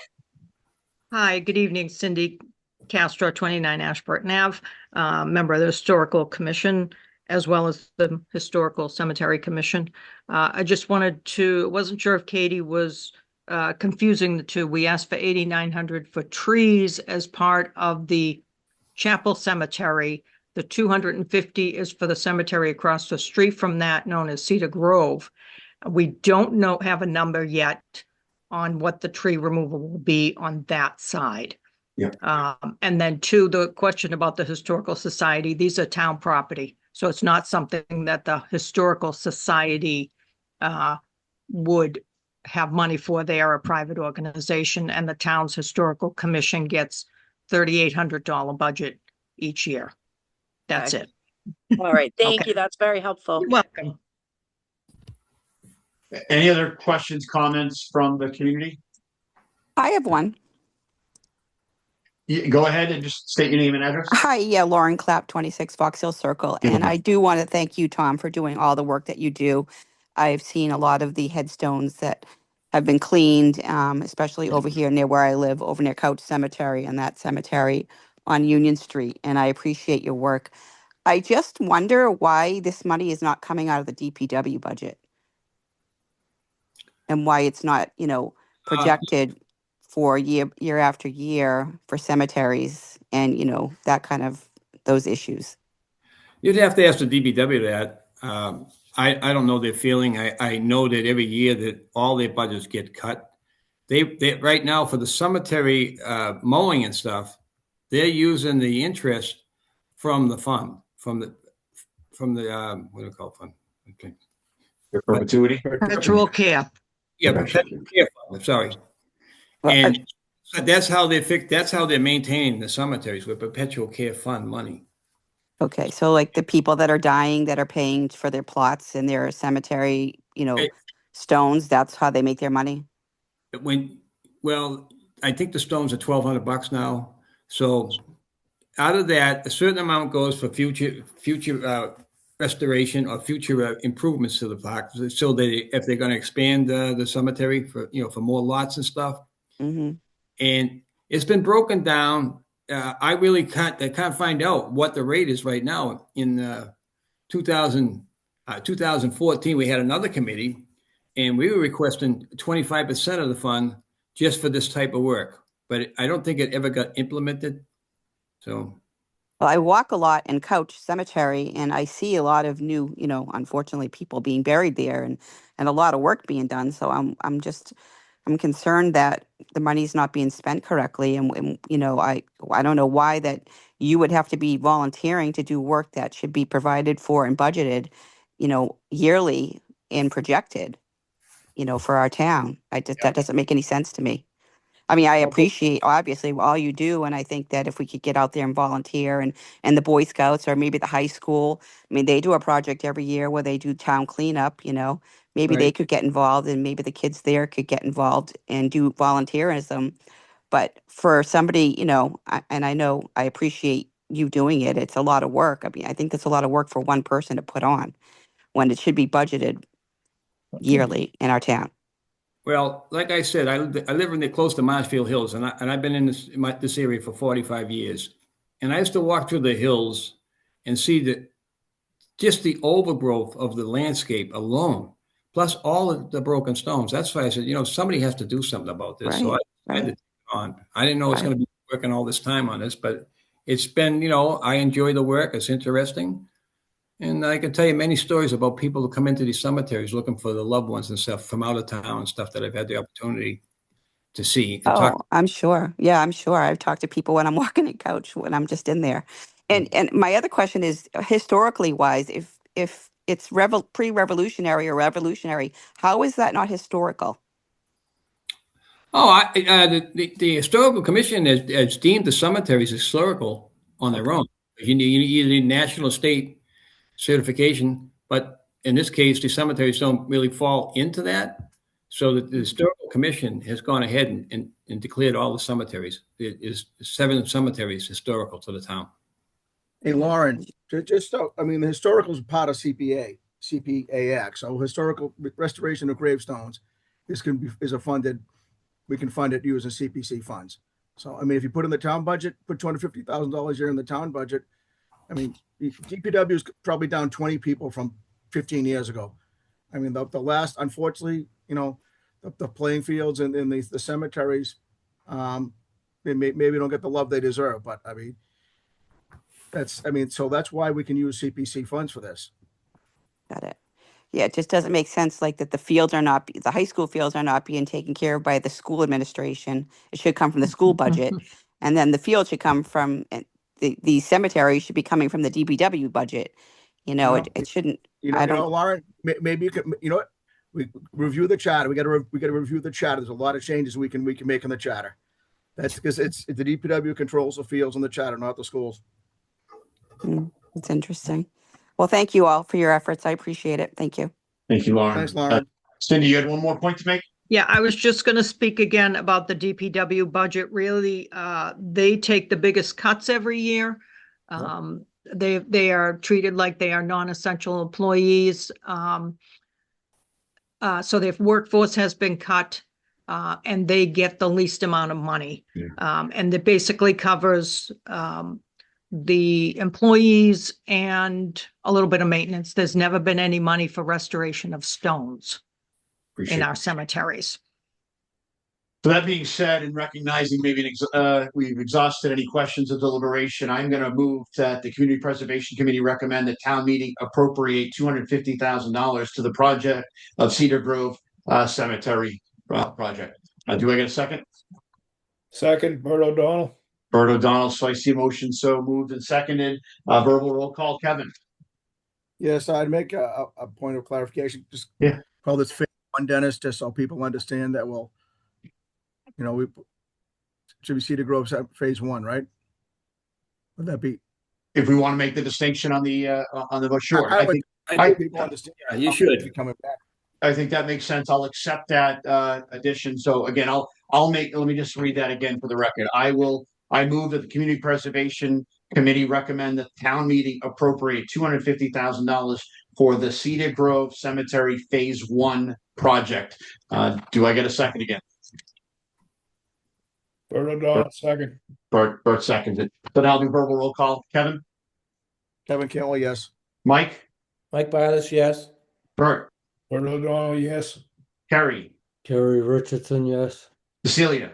Celia Delgadillo, yes. Jack? Jack Aruka, yes. Katie?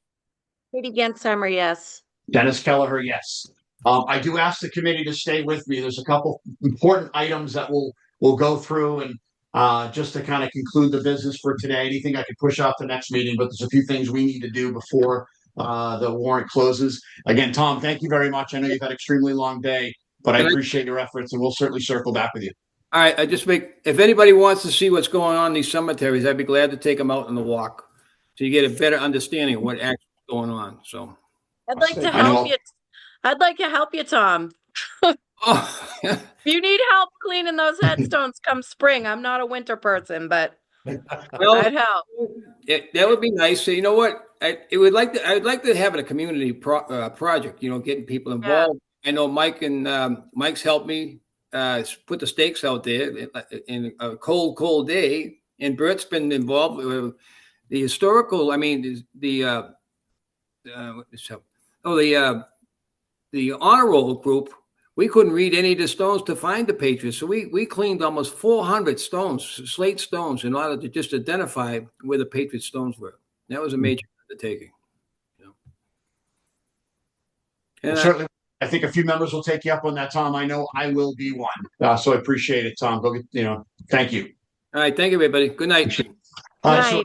So again, before it's already past our bedtime, and I try to keep these meetings under 2 hours, but this is certainly an important one. But a few things I need to just make an announcement that we did have 3 applications withdraw with no further discussion offered. Revolutionary War Monument application, Wrexham Basketball Court, and Harvard Walk Phase 3 have been withdrawn. No further consideration or discussion.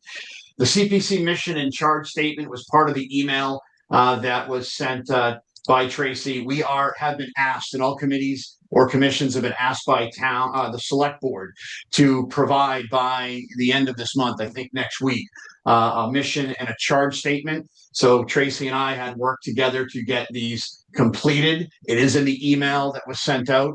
So certainly if anybody had any feedback on that, I wouldn't say boilerplate, but it's certainly it explains our mission and explains our charge. So I just wanted to make sure that we were doing that in light of the committee itself. Again, if you refer back to the same email to which the agenda was provided to, you'll see the same text.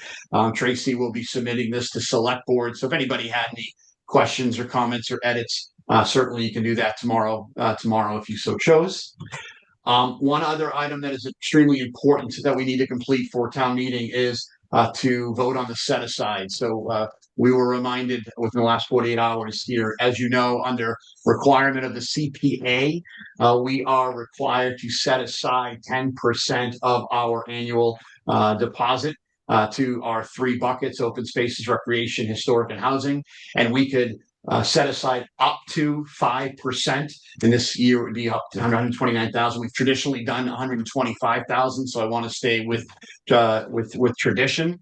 So I would like to move that the Community Preservation Committee recommend that town meeting appropriate our required CPA set asides, open space recreation, $259,271, historic, $259,271, housing, $259,271, and the administrative set aside of an amount of $125,000. Tracy, I'll pause there. Did I? Yeah, it should be 217, not 271. Oh, I apologize. That's why you get paid the big bucks. So let me just read that for the record. I apologize. Any other corrections before I reread this, or Kerry had a question? Yeah, we have interest rounded off at 50,000. How did we come to that amount? That is done by the town accountant.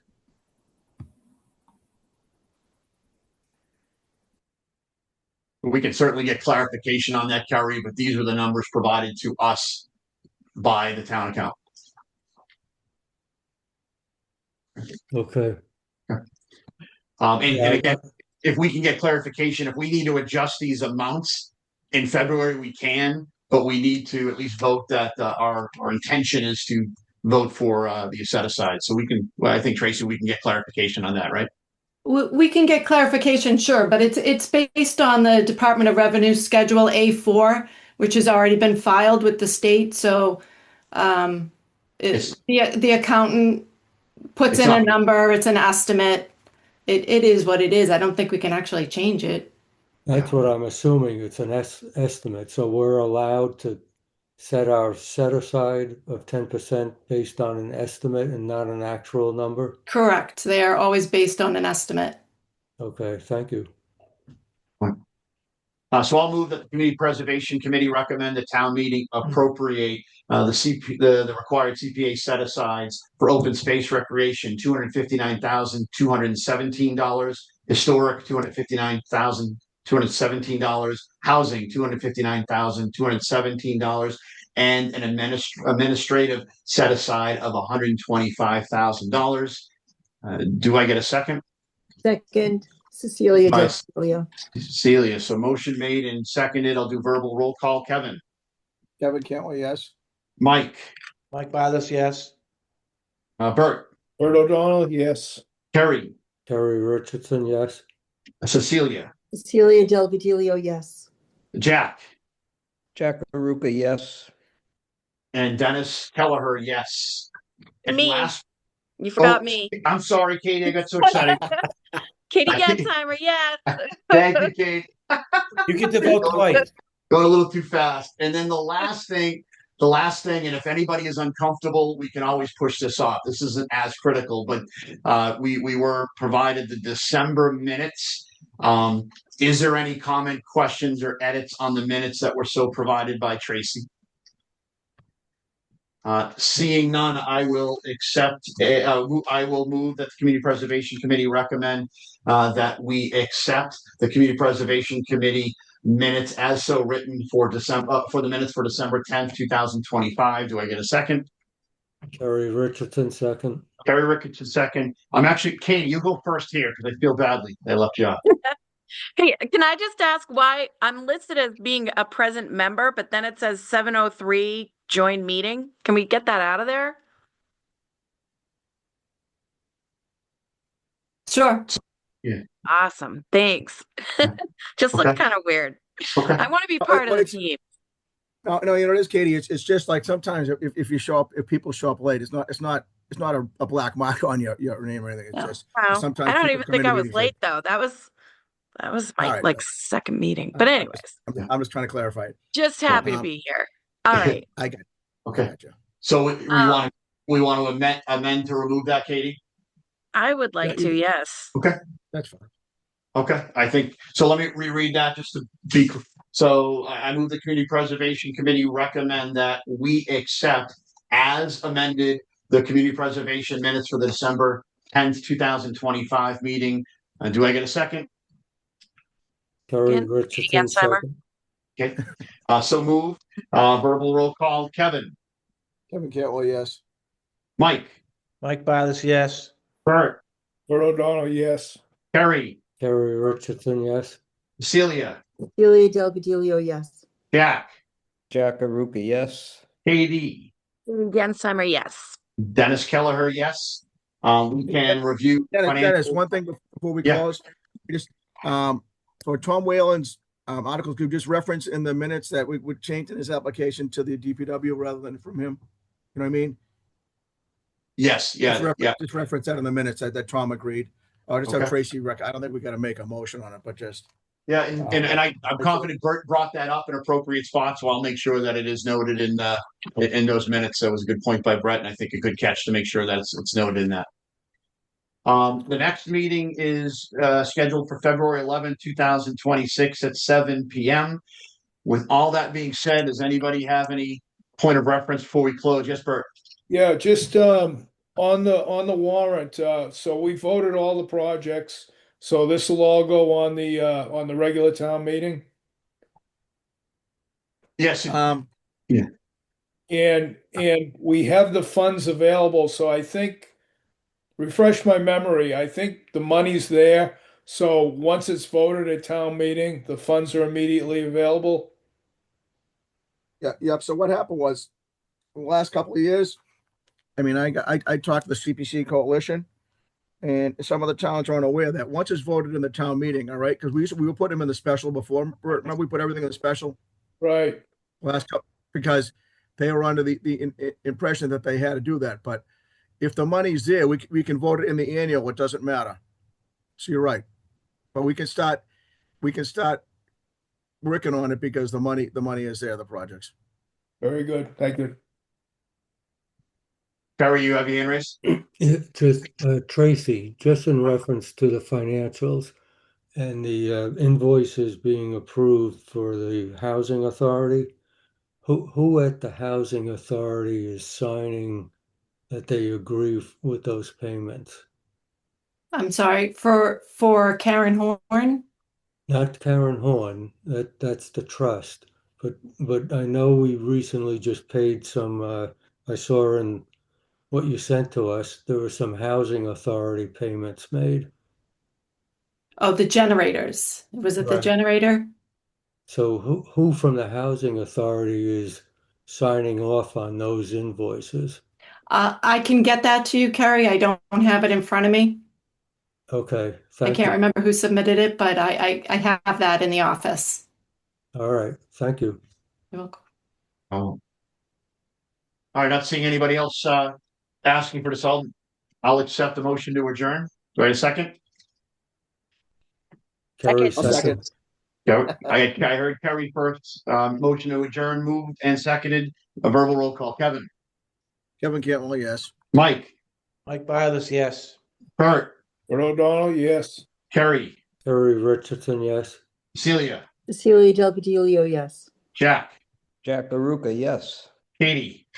Gensheimer, yes. Dennis Kelleher is a yes as well. Thank you so much. Longest meeting of the year. I appreciate the thoughtfulness that goes into it. We'll celebrate it at next meeting and get some sleep, everybody. And my phone's on if you need me tomorrow. Good night. Take care. Good Thank night. you. Thank you. Good all. Okay, good night.